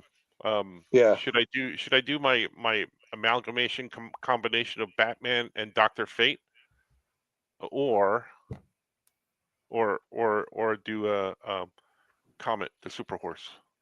Which one? I would say Batman, Dr. Fate. Okay. All right, let's do it.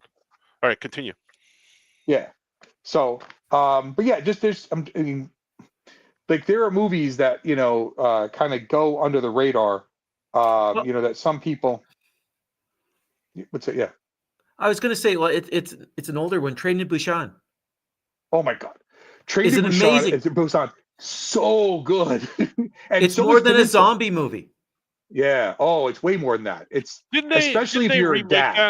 that? Didn't they do an English version of that? And it was called something else? They're going to do one. It's No, been I thought optioned for. yeah, no, There's an English dub. oh, okay. I thought there was an English version of it that they made because that one did so well. But Yeah, I could be Train to mistaken. Busan has been, it's been optioned for and it's been optioned for a remake as an American movie. But the sequel is Peninsula is really Mhm. good too. It's not the same kind of movie. That's much more of like a heist movie. But like really good. The effects are good. Actually, for if you're a zombie fan, and this is going to be, these are older movies. The Dead and The Dead 2. The Dead came out. I don't remember when The Dead came out. The Dead. Let me see. The Dead 2. The Dead 2 was the Dead 2 is called The Dead 2 India. That's 2013. And then The Dead. Sorry, guys. I'm not trying to be that guy, but I found and The Dead was 2010. Really good zombie movies. The Dead takes place in Africa. The Dead 2 takes place in India. Just like okay, and I guarantee you, most people never heard of them. I've never The Girl with All the Gifts. The Girl with All the Gifts was a great book. Oh, On yes. top of it, but what a great movie, I'm interrupting kind of again. thing. I said Sure. Doctor Fate, but I meant Doctor Strange. Sorry. Yeah. Again, Ah, Marvel a DC dime. crossover. Yeah. Gotcha. Yeah. Sorry. Go ahead. So, no, I'm just saying is, but like things like that, like movies that like they're overlooked. They're movie. I mean, for every mainstream movie that gets out there, there are tons of movies that are so good that most people never even bother. Not that they don't want to see it, they just don't know to see it. I'll try to think what other ones. Yeah, a We, lot of these movies uh, that you're naming, I'm like, yeah. I have no idea. Well, if you want to get really old, right, kind of thing, and for people who like slasher movies, like if you really enjoy, the Friday the 13th and that, The Burning, which is just a great movie with Cropsey.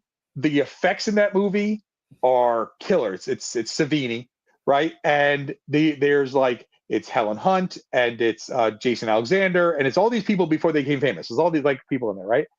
But then we did on the Vault, we did The Prowler, which is just otherwise known as Rosemary's Killer. And people are like, oh, really? That movie? I'm like, it's violent as heck. Like it's just harsh. But they're movies that people have kind of skipped over and missed. What did you think of You know, Mandy? Oh, sorry, Jason. so Mandy, not a fan. I'll be honest with you. I wish I wanted to like it, and like I just didn't like Mandy. I watched it and I was like, Not a okay, and Barry I'm thinking like, Manilow fan, huh? no, well, I mean, it would be funny if that was in there, but it was kind of hard because Nick Cage movies, like, I mean, when he's Nick Caging it up, it's one thing, but like, I just didn't, I don't know, it didn't land with me well. It was okay. I mean, it's certainly not like, oh God, it's not like the piece of garbage that is Hereditary. Please don't ever watch Hereditary. Whoa. Almost vomited watching that movie. But Hereditary is worse than the remake of Suspiria, which is hard because the remake of Suspiria is really bad, really bad. Looks great in 4K. No, the visually they made a beautiful movie that is god awful. So, but that's what I don't know. I didn't like I said. I really enjoyed Color Out of Space. The Nicolas Cage Color Out of Space was just so good, but it's again not for everyone. My dad watched it and he was like, "Big." He was the colors alone blow you away. But yeah, again, it depends on what kind of horror you're into. Like if you like, and I kind of refer to it as bubblegum horror, like the safe stuff, the whatever, that's fine. There are plenty of Child's Play movies. There's plenty of Nightmare on Elm Street. There's plenty of whatever that are super safe and super okay. And but like, I mean, but if you like body horror, like I said, the Substances body horror, there's other body horrors out there. But then you start getting into Cronenberg stuff. Like, look back at like Videodrome. Videodrome still to this day hits hard, right? The original Scanners. Talk about like Ooh, a movie. Like I remember mean, that, yeah. the opening, the first 5 minutes of Scanners is nuts, and that's the one people remember. But then you look back and you're like talking about Cronenberg. Go look at The Brood. People have forgotten how good that is. What a disturbing movie that is. And with little Rabid. kids, oh well, Rabid. Rabid is the what got that started. Without Rabid, I don't know how much of a foothold Cronenberg could have gotten into certain things. Rabid, and then Shivers, which is what's the alternate name for Shivers? I forgot. It's yeah. But both good movies. But without those, without those kind of movies, does he get The Fly? And let's be honest, Cronenberg's The Fly still holds up.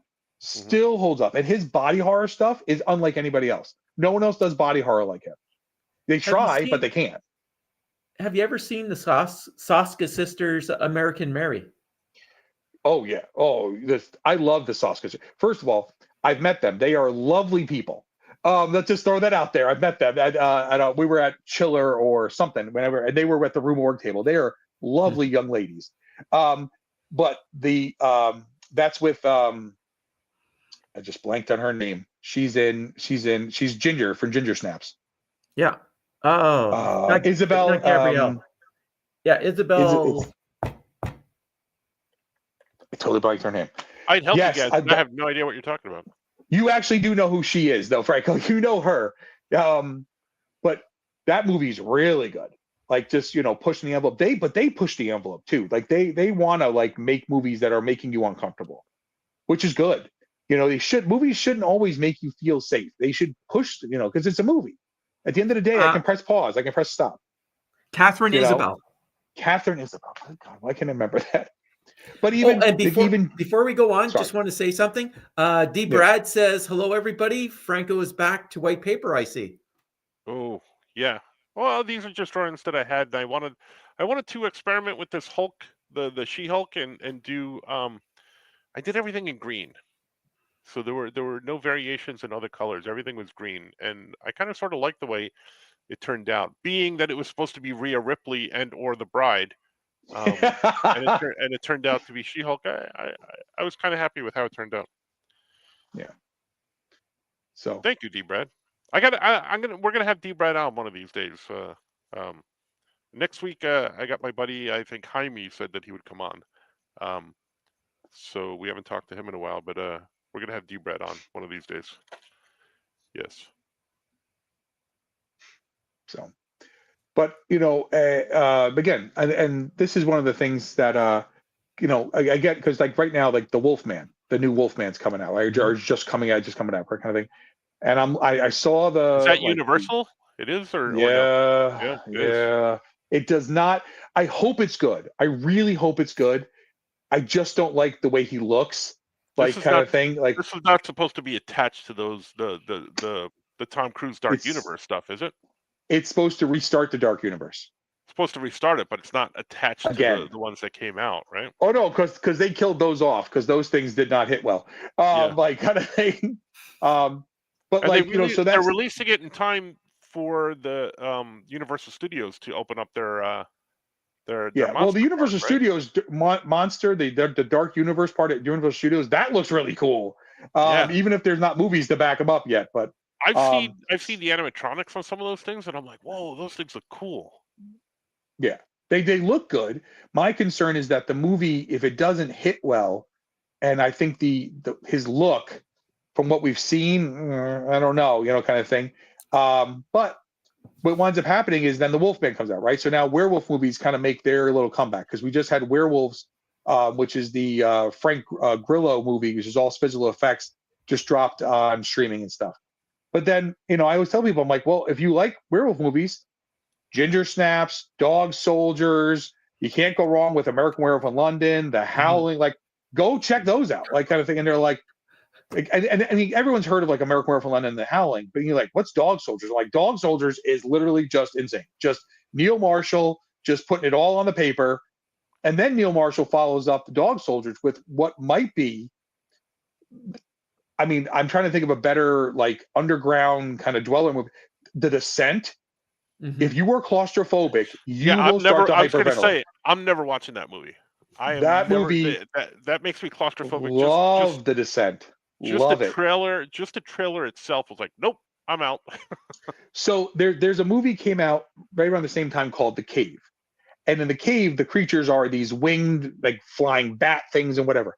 But they're in these giant open cave, like they're underground, but it's like they're in a football stadium. I'm like, well, this isn't very claustrophobic.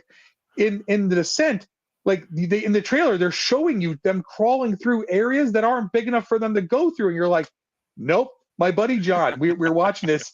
It's during the summer. We got the air conditioning on, whatever. And we're just watching on the TV.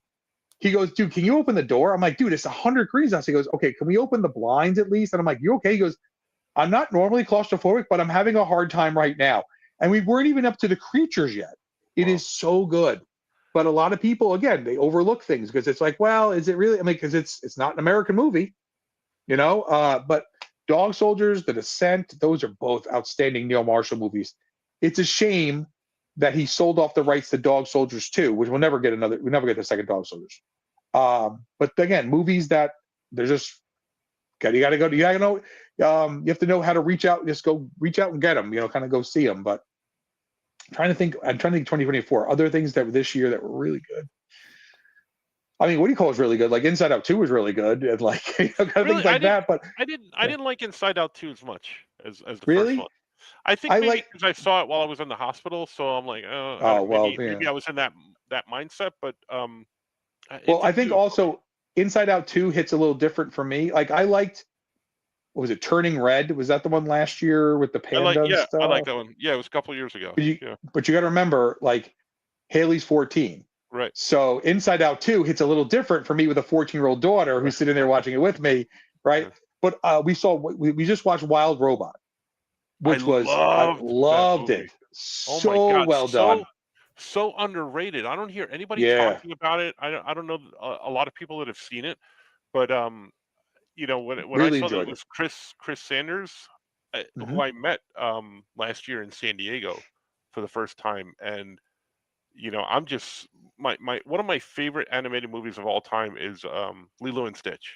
Love, Oh yeah. love, love Lilo and Stitch. So I'm a little apprehensive of the live action one. And don't even get me started on the live action Lion King because it's not live action. Everything is animated in that live action movie. Live action. So that's another pet peeve of mine. But I love Lilo and Stitch. It just, you know, the heart, the story, it just, you know, and it's funny, genuinely funny. Wild Robot, I was blown away by Wild Robot. Yeah. You know, visually stunning, great story, and you know, I went to go see it at the $5 movie theater by myself because nobody else wanted to go see it. And it was right before I went to the to the hospital, so it's like a few days before I wound up in the hospital. So maybe the movie theater made me sick. I don't know, but I saw it and I was like a weeping mess in Hmm. this movie theater, you Hmm. know, like luckily there was not a lot of people there that because I went, you know, very early showing and I was like a wreck. It's so Yeah. good. So Yeah. good. That's my rant. Jason, did you Yeah. see Nosferatu this year? Last year. No, I have not seen it yet.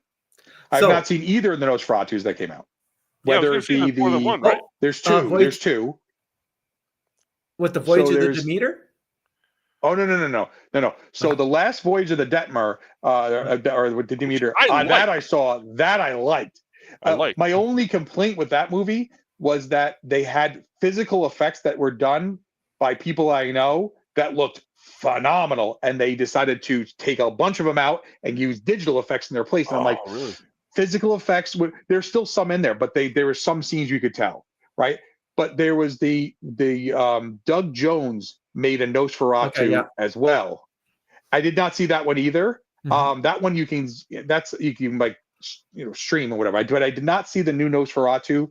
Um, for what I've heard is that it's kind of polarizing, like a lot of other movies can be. But I think all of Edgar's movies are polarizing. Like I think all his movies kind Who's of doing that movie? the guy who did The Northman, the guy who did the Lighthouse, Okay. like those, All right. like his movies are, you either like his style or you don't like his style. You know, so here's the review. As I was walking out with my friend, we looked at each other and we said, I really don't know what to think about this movie. We were on like, and then this lady and her husband came up to us and said, that was just a waste of time. So my buddy Andy, who I work with, right, and he's a big horror guy too. He like tracked me down right after we got back. He's like, "Have you seen Nosferatu?" I was like, "No, bro, I haven't seen it." "Oh my God, it's a great." He loved it. And I'm like, "Okay." I was like, I haven't had a chance to see it yet. And again, I will probably, you know, it's one of the movies that is on our list for the horror cast we do, because it's so polarizing. We try to do movies that are sometimes polarizing. I think part of, again, I hate going to the movie theater with a passion, like absolutely detest it. So for me, if I can't stream it, then I might have to wait for I can stream it. But that's one of the reasons. And people that you got to see, you got in the big theater. I'm like, I just don't like people, you know, and like movie theaters. Like, and again, I say that, and yet I took, well, I didn't, it wasn't the whole yearbook staff. It was whoever was willing to come. I took the girls to see Wicked, right, in the theater. So we did our yearbook outing, went to see Wicked. And I'm sitting there going, God, I hate this. And I had a good time. I was happy that the girls came. I'm happy my wife and my daughter came. I was nice to have the seniors and the freshmen and all these kids together, right, to go see Wicked together. But I was like, the whole time I'm like, ugh, I hate being in the movie theater. I hate being in the movie theater. And I liked Wicked. I said to Franco, I remembered when I started watching it, I was like, oh yeah, I hate this story with a passion, because every single person is horrible except the person who's supposed to be the bad guy. And I'm like, man, all I want her to do is just kill everyone. Like, just slaughter them, like flames on the side of my face. Sorry, that's Battling Khan and Clue. Battling Khan, yeah. Flames. Which is great in 4K, by the way. First one we watched in 4K was Clue in 4K. When I got the 4K player, that's the first one we put on. And I'm like, we're just going to watch a scene or two. The whole movie. I love that movie. Clue is so good. Sorry. I've been meaning to Ed, did you see the Emma Stone movie? What was it? Not Lisa Frankenstein. Lisa Frankenstein was really good. We loved Lisa Frankenstein. Poor Things? Poor Things. Yes. So Poor Things. I have not. We twice sat down to watch it. Kelly and I were going to sit down to watch it. One time, one time we had to deal with an issue which we don't need to talk about on air, kind of thing. Nothing like life or death. And the other time was we were going to sit down and watch it, and then it turns out I get a phone call and I had to rush to the hospital to see my dad. So right now, that's a movie that I don't know if I'm going to sit down and watch. I have to kind of distance myself, because twice I've tried to watch it. Like the movie The Butterfly Effect, which is nothing special. We were going to sit down to watch it, and then my doorbell rings. My mom's there. I'm like, what's the matter? My mom comes in and she told us she had breast cancer. And I'm like, and I've never watched that movie, because that movie will always have that stigma to me. You know what I'm saying? Mm-hmm. But like my dad saw, my dad before he got sick, he's like, wow, Poor Things is pretty good. Like I don't watch movies all the time right when they come out, because I just don't have time. So there's certain movies I try to make sure I see, but I have not seen it. I've heard that it's different, is that probably the nicest way to say that, than what it might, you know, it's just, it was genuinely one of the movies that I saw that I'm like, I'm not sure if I like that or not. You know, like like you watch it and I'm like, oh, that wasn't bad. Like I kind of get it. Visually, it's kind of cool. But then, like, you know, a few minutes later, I'm like, did I really like that? I'm not sure. You know, so that was one for me. I don't know what you thought about that, Wayne. Oh, I haven't watched it yet. That's on the to-do. I've been going through, like I said, I'm a subscriber to Vinegar Syndrome. So I get a whole bunch of their movies, and then they'll send every month I'll get a bunch of stuff, and I've been going through a lot of, and they'll have some sales, that and Severin. That I pick up. So you do the full subscription to Vinegar Syndrome. Oh yeah, I think it's I've saved, because it's not just the movies that they picked, they curated. Yeah. Oh no, movies that I picked up. up. And Yep. I've said to Franco before and to the other boys, if you actually see my movie collection, you would think I should be locked up. Oh yeah. Because there's stuff Yeah. in there. It's just going, why are you watching this shit? And it's just I look at it from, and I'm not a film student, but I look at it as this is, you don't go out to make a bad movie. No one does. I don't know. Have you seen Birdemic? Oh, that's hilarious. I'm just saying, God. I don't know if they knew how to make a movie. But anyway, sorry, I was trying to interrupt. Yeah, no, that's good. That's a good one because Severn put their because there's three. I think there's three. Oh, there's a musical coming. Series. There's a musical coming. A musical Birdemic. Okay. Yeah. That'd be great. But no, again, I've seen some stuff that they're like regional, they're like indie movies, and I love them because I can see what they put into them. One of the movies I could watch over, and it's called Exhumed. It's filmed in black and white. They know how to use the shadows. It's just it reminds me a lot like Cat People. I think is one of the best suspense movies, not real horror, but more suspense, and how it was shot. The Val Lewton movie. Yeah, the Val Lewton. Val Lewton Cat People, not the remake of Cat People. No, not the remake. Yeah, no, not the Malcolm McDowell. Yeah, Malcolm McDowell. Natasha Kinski, but the original. Kinski. But you look at how it's shot and how you could use black and white. I think filmmakers have lost, and again, I think it's when we were talking earlier about watching like Godzilla -1 color. When you look at a filmmaker actually shooting in black and white, going for it right off the bat, there's a lot more. You don't have the palette you can play with when you're shooting in color. That's a question I have. Did they shoot that in black and white, or they decolorize it? What did they do? Oh, which one? Godzilla? Yeah, for Godzilla. Decolor. It was shot in color. But the director decolorized it. Oh, he went through and he punched in shadows and did things like he did those things that he made the movie look not old, because it still looks kind of this, like it still doesn't look like it's old and grainy, but like he purposely went in and darkened things and whatever, because you can do that all digitally, because it's all digital, kind of thing nowadays, so. But I was I interrupted before, or I was going to interrupt because I want to say you talked about Birdemic the musical. Is there a Stranger Things musical happening, or Broadway show? I don't know. I've been hearing rumors. I'm like, they're doing a Stranger Things Broadway show. I mean, they're doing Beetlejuice. There's a Beetlejuice musical. No, there's a Beetlejuice musical. Yeah. Yeah. I was really disappointed that Evil Dead the musical never got a bigger release, because Evil Dead the musical is something else. And you go wearing white on purpose so you can leave red, like literally just covered all in blood. They just spray it. So, I saw Spider-Man turn off the dark. So don't talk to me about bad music. In Toronto right now, Evil Dead is it's finished. I think it's finishing its run. Yeah. What I'm saying is, it would be great if that was on Broadway. I just would love to have people going like just full on like, well, we're going to the theater tonight, and they're like they come out like and like literally like blood's coming out there, like not real blood, but like fake blood coming out of like I'm covered in places I don't even have, but so tickets in the splash zone. Yes. Oh yeah. 100%. At least I know in the Toronto theater they'll say this is the splash zone. You will get splashed. Yeah. Well. When I went to go see Blue Man. Yeah. You want? Oh my God, Blue Man Group is amazing. Yeah. so they're closing. Yeah. Well, I don't know if they're like closing all of it, but I think they're not going to be in New York anymore for sure. Yeah, not New York. Yeah. Yeah. It's just too expensive, dude. So, but so real quick, Vinegar Syndrome or Vinegar Syndicate, whatever I say, had it backwards. Anyway, so the thing is, the Keep,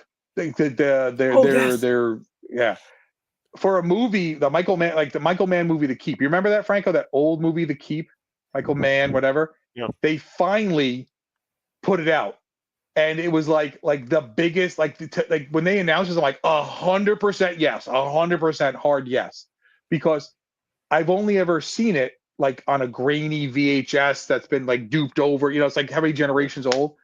And I'm like, it came the other day, and I'm like, I've got to sit down and watch this without anybody interrupting me, whatever. I got to like sit down and like enjoy this, because it's one of those movies that it's like the mystique of the movie is bigger probably than the movie itself. You know what I'm saying? Like, I mean, it can't live up to what it's been hyped to be. But and I've seen it, but like it's always been the cut up version, and like how cut up was the VHS you saw, and how dark you can't. It's like the first time you watched the Hills Have Eyes, when it wasn't on a VHS, right? And I'm like, there's people in this scene, because like all of a sudden they lightened it, like the whole movie's black, you know, kind of thing. Like it's like midnight in the ocean. You know, if you know your Three Stooges references. But it was like it's like the movie gets, when you start seeing these things cleaned up, you can start really appreciating what's there. So what just came out was the 4K restoration of Seven, right? Crystal clean What's version in the of Seven. box? What's in the box? Seven is just such a great movie. But like, just thinking about seeing, like we were saying before, like a movie like Fury Road or something like that, like those movies are made to be watched in 4K, made to be watched on a big screen. They're supposed to eat them up. But like, they go clean up some of these older movies. You're like, wow, look how clean this is. Look how good this looks. Like, and better than the movies looked when you first saw them, you know? And that's one of the things that I think when we first went from VHS to DVD and then DVD to Blu-ray, you had certain movies that just got so clean, but then that jump to 4K, certain movies, there ain't much more you can go. You know what I'm saying? But like sometimes you're like, oh my God, that's just so clean and so crystal. Arrow puts out some amazing stuff. I know people may not know who Arrow is. It's a British company. They put out beautiful stuff. And Before you get too far into that, I just wanted to the best performances by Brad Pitt. Seven, number one. What's his second best performance, real quick? Bullet Train. I did like him in Snatch. No, he's you're really both wrong. It's you can't understand a word he says. It's the Thanksgiving episode of Friends. Thank you. Continue. Go ahead. Hang on. You guys hear me or no? Yep, you're still here. Okay. Sorry, because my earbuds must have disconnected. We've been talking so much, but sorry, I interrupted you. You were talking about Arrow. Yeah, Arrow. They have two sites. There's a UK site and a US site. So I have a multiplayer, so I can always bounce between the two. Because there's certain releases that you can't get in North America, but you can get over in the UK. Yes, 100%. Yeah. Yeah. So the thing with Arrow is they put out beautiful stuff. Like they're exhaustive kind of thing. Like they're in the, like, I always look at them as like the Criterion kind of stuff. You know what I'm saying? Like they put it all out there. And when they announce something and I'm like, oh, okay, that's something I definitely want. And I know it's going to cost a little bit, but it's okay. Cause like, you know, I'm not buying every single thing they put out. I don't need to have 1 million copies of everything, but, you know, what was it? I'm trying to remember the other thing we just watched. God. Oh man, I can't even think. What did I pop? I put a movie on the other day and I was, Heat. The De Niro, Pacino movie. And I mean, I've seen that movie dozens of times. I popped it on in 4K. I'm like, oh, look at this thing. Like, you know, kind of thing. Wasn't there another movie that was exact same dialogue done by someone else like a year before or a couple of years before or something like that? I saw something online about that. And they put up a comparison of that scene with De Niro and Pacino in the diner. And they put up the scene from this other movie. And I'm like, wow, these are two really good actors. And these other guys are not so good actors. Like, you can definitely tell the difference with those guys. But again, I digress. All right, what else we got? We got any comments or anything from anybody, or did we just alienate everybody with all this? No. D. Brad said Descent is nuts. I am claustrophobic, but I was into it. And Andrick says, I'm back. What did I miss? And what you missed was horror talk. Yeah, watch the replay. You can catch everything. Watch the replay. But What else we got? Are we losing you, Jason? Or are you still there? No, as long as you can hear me. I was just trying to get the. So I had my earbuds in, and Yeah, they you're a must bit not have more been as faint. charged as I thought.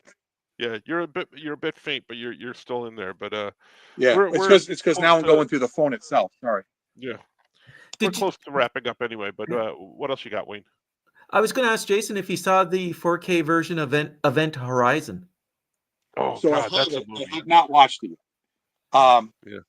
The only problem with Event Horizon, and I say this is, we'll never get the true uncut version. You know what I'm saying? The true uncut version of Event Horizon that they were talking about, we'll never get that because they don't have the stuff. And I'm like, it's a real shame because I would love to see what they cut out of that movie because that movie is crazy. Yeah. But I'm like, what did they cut out? Because this pushes the envelope. But I've heard it's beautiful. I have it. It's downstairs. That, like people have said, you got to watch. Like, so I picked up Night of the Hunter, the 4K of Night of the Hunter, the old Robert Mitchum movie. Yeah. People said it's so crisp and so clean. You know, again, I just got a 4K television because we had to replace the television this summer, and I just got a 4K player and stuff. So I'm just kind of getting to that level of seeing those things. But at the end of the day, there is still something to be said about the old days of like putting on a tape and it's scratchy and whatever, and it's just that feel, kind of thing. The Blair Witch Project. Oh well, yeah. We saw Blair. So funny, we saw Blair Witch in the theater opening weekend, right? When people were like, "That's got to be real. There's no way that's not real. Those people can't act to save their lives. This has got to be." And funny story. So when Blair Witch comes out on VHS, I'm up at college, and I had my buddy, my friend Flavia over who had seen it, and our friend, Pedro, who ran all on the track team, right? So we go have dinner, or whatever. We come back, we're gonna watch it. We sit in my dorm, we're watching it. Pedro had never heard of it, and we watched it, and Flav and I both knew that he was hooked about 10 minutes in. The end of the movie happens. He literally jumps up in my room and goes, What happened to him? What happened? Like, what happened to those people?" And I'm like, "Oh my God, Pedro, they got you." He goes, "Well, that wasn't real." He bought it because remember, the internet was real new. Like, there wasn't a lot of things. Like, those kind of things hit hard.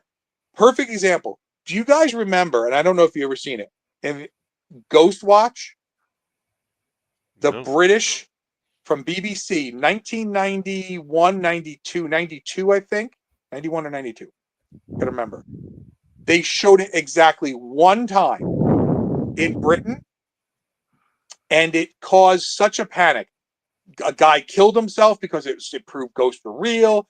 It was like when War of the World. It was like when Orson Welles did War of the World. Like, it just destroyed. They just put the Blu-ray restoration out of it. I watched it and I'm like, wow, is that effective? Wow. 40 years, whatever years later, wow, is that effective? Still to this day, Ghost Watch. No one's seen it. Guaranteed. No, I haven't. No, it's really effective.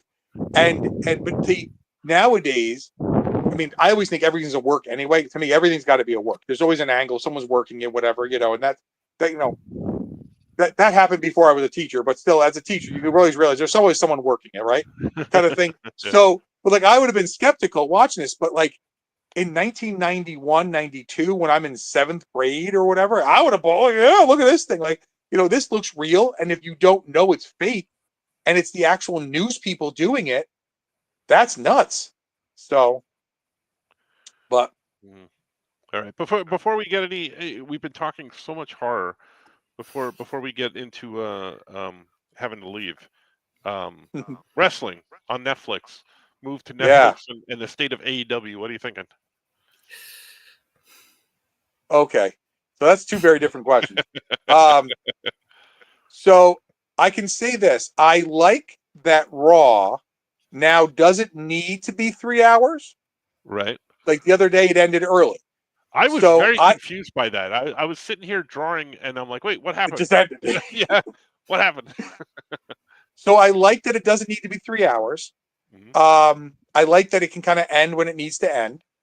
the first episode with 4 matches over the course of 3.5 hours, I'd have been livid if I had paid those prices to sit there. You knew that that was going to be fluff, a lot of fluffer. Oh yeah, no, of course. For the beginning of the Netflix era, yeah.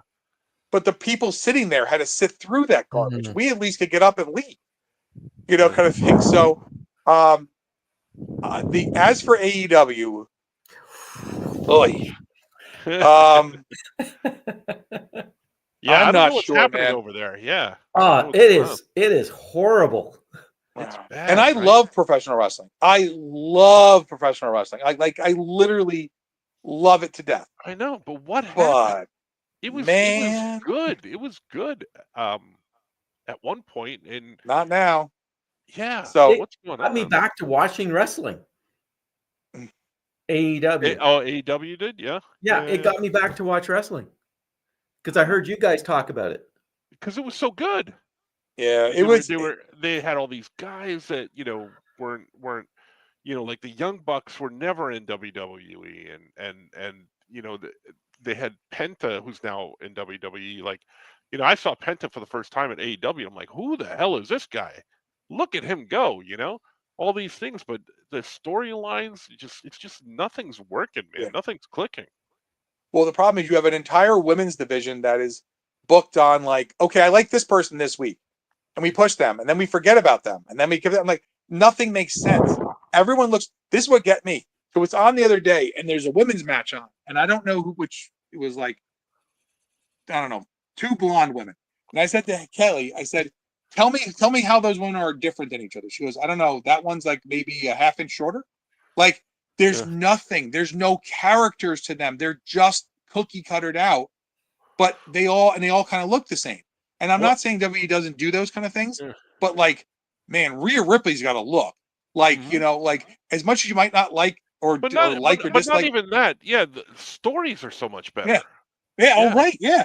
But I'm saying, but you have characters who have something going on. If I just have a blonde girl mad with a blonde girl because they're mad at each other, I don't know what to root for or not, whatever. At least make them look different. And then I might be able to say, well, I like the brunette better than the blonde or whatever. And then maybe I have a rooting interest, but I have no interest. I don't know who anyone is. And I watch this stuff. And Mercedes Moné, what's her face when she was at WWE? Sasha Banks. Sasha Banks. I could barely stand her when she was at WWE. Now I just can't straight up like take it. When she's on, I just either fast forward the match or I walk away. She's up to 4 belts. She has 4 belts right now. And because I don't care. Every promotion, because every promotion, like any of them. But like, so she's got the one from AEW, she's got one from Japan, or 2 from Japan, 1 from Mexico. Because those companies know she'll be on TV with their belt. They're trying to get exposed. I mean, I understand that part. But she acted like... Oh, Jason, we're losing your volume. Yeah, we're losing you. Sorry. Can you hear me now? Yes. Yeah. I get closer. The problem is that her you're not gonna be able to, it's not gonna be a great picture. I got it close to the phone. Her she really believed that when she left WWE that they were going to be desperate to get her back. And it turned out that no one cared. Like, she was not the horsewoman anyone cared about. So she walked out with Naomi, and now Naomi's back. Well, it makes sense that Naomi's back because, like, she went to TNA and she got over there. But like the problem is, I mean, has Mercedes Moné ever been over in AEW? They announced her like she was a big deal. The crowd went mild and, didn't care. And they like boo her now. I like that. I mean, if you're going to boo somebody, at least they booed Hulk Hogan for crying out loud. She went over on her first night in Boston because it was hometown, and that was it. Well, also, I'll also give her the surprise factor because, it was her first night there and like it was worst kept secret in wrestling.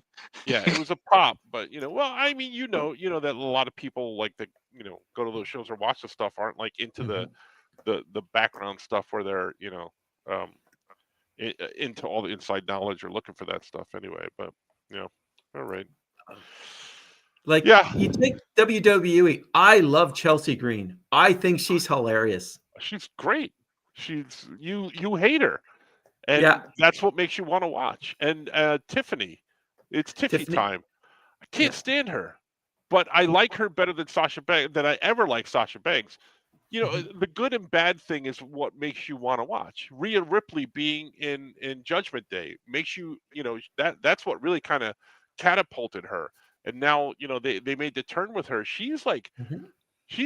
she's like something to look at. She's fun to watch in the ring, and the storylines are good. So Yeah. all right. And I, So the I thing love is, that. Go ahead, Jason. all right. The thing is that um, with the, like we were saying, like, so Chelsea Green, when she was in TNA, she did a character called the Hot Mess, right? She was like, that was her whole thing. She got stood up at the altar and whatever. She was so good there, and she had tried out on like Tough Enough, and they cut her immediately because you just don't have it. She went to TNA and like reinvented herself and got over. I mean, so that she's now doing that here. I'm like, I mean, some people have known about her for years. You're like, but she's so good, but they just never want to give her a chance. And then honestly, Tiffany Stratton, her dad wanted her to be a wrestler since she was little. He hired Greg Gagne, the like sister or whatever, to train her when she was little. But she was like, I'm going to be a gymnast. I want to be a gymnast, and I was going to or say like she's whatever. more gymnastics, right? Yeah, Yeah, background. that was her thing. She did gymnastics, but she's got a look. And I can honestly say this: they made a comment that no one wears less clothes than her. So the next week she came out with those like arm sleeves on. She goes, "Look, I doubled the amount of clothes I wear," which is true. Cool. But I like for NXT for me, I'm really I love the fact that Julia and Stephanie Vacar is there right now. Yeah, I haven't been watching NXT. Is it worth it? Yeah. Yeah. The thing with NXT, I cannot say this, Like is that it's better than AEW. well, Really? that's a pretty low bar. But like the thing with NXT is there's a lot of there's a lot of different people there. There's not like, I mean, it's not like there's the same people who were there before. They have a lot of different girls and a lot of different whatever, and they all have their fake names. So it's not like it's Mary Smith and Julie Brown and whatever. Like it's like these crazy names they've like melded together because they can copyright them. And then what winds up happening is, if you don't follow it, it's like, who's this? What is she, a vampire? Is she a Viking? Is she what is her deal? Like, is that one with her? They kind of look like and the thing was, their champion forever, their women's champion, she's like 3 foot tall, right? Kind of thing. And I'm like, it's hard to take her seriously when she's on on a soapbox just to climb up to the ladder to get to the ring. So, but the one thing I can say is, yeah, no, that's what I'm saying. That's how she gets over. Mm-hmm. It's certainly not because she's a physically intimidating person, but at the end of the day, you have a situation where you have a lot of matches. There's a lot of wrestling happening. Like, if you like wrestling, that's what's happening there. It's not all talk and fluff. There's plenty of talk, but but it's not all that, and there's definitely wrestling occurring. So, which novel idea for a wrestling show in 2025, And like for WWE, the storylines, the CM Punk, my God, it's like it doesn't matter what he touches or who he goes up. Him and Drew McIntyre, that story was amazing. Yeah, it's entertaining to watch, and when it's entertaining, you want to tune in every week. And for someone like me who's always in the studio here, you turn it on and it's entertaining stuff. But man, last night I had AEW on, and I'm like, I don't even know what's happening here. I'm bored to death. I'm not even paying attention to half the matches. The program ended, and I'm like, oh, I guess it ended like half an hour ago. I didn't even notice because I wasn't even paying attention. But yeah. Anyway. All right. So what have we learned here tonight? We've learned that Jason gets farther away from his camera the further into the program we get, because he lost his earbuds. We've learned a lot about horror. He's recommended a whole bunch of stuff that I'm probably never gonna watch. And we talked about wrestling, and it was good to have everybody here. So check out Jason. Where can they see your stuff? Because you got a bunch of podcasts and stuff. Where can they see your stuff? Yeah, so Two True Freaks is the website, and my main podcast is Bots, Bugs, and Babes, the B Movie podcast. That's an all ages show. There's no naughty words or anything on there. You can also find me on the Vault of Starling Monster Horror Tales of Terror. That's the horror one I do with my brother and my two buddies, Chris and Chris. That one is not all ages. We use a lot of bad words, especially me. And then Get Back to the Wrestling. Finally, there's a podcast about professional wrestling on the internet. Also found there. We talk about all kinds of stuff. And then on YouTube, Get Back to the Wrestling. You'll see we'll post stuff on there where I'm hyping up either match stuff or we do different episodes and stuff like that. And we'll have Jason back at some point. But we also did a couple of books and a card game, a LXT card game, which I had here, but I think I moved it, so I don't have it here. You might want to blow me up. Wayne has his books up. Oh, there he is. There he is. So you can get these on the website. They were done by myself, Jason, and Nicholas, who's on here sometimes with us as well. So you can get those on blindwillstudios.com. Here, I'll put that up for you, so you can see that. It's blindwillstudios.com. There's the link right there, so you can follow that. Thank you, Wayne. Wayne will be back here with us next time for wrangling of the comments, which I always appreciate. And he's my looker upper guy.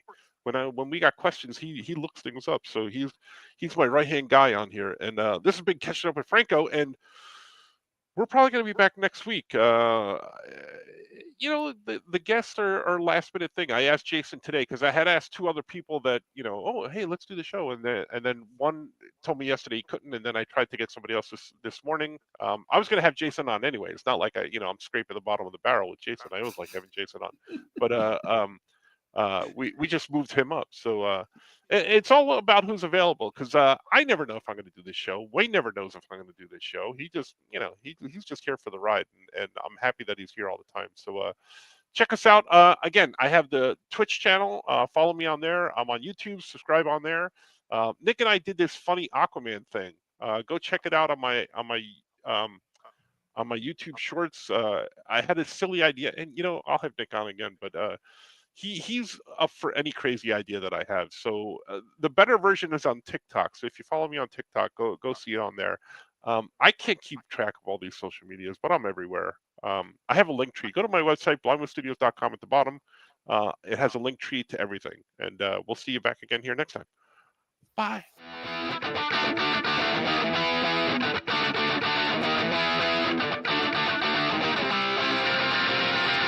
Franco, yeah, catching up with Franco. Yeah, we're catching up with Franco. Yeah, we're catching up. Gotta catch it now, Franco. Yeah, catching up with Franco. Yeah, we're catching up with Franco. Yeah, we're catching up. Gotta catch it now.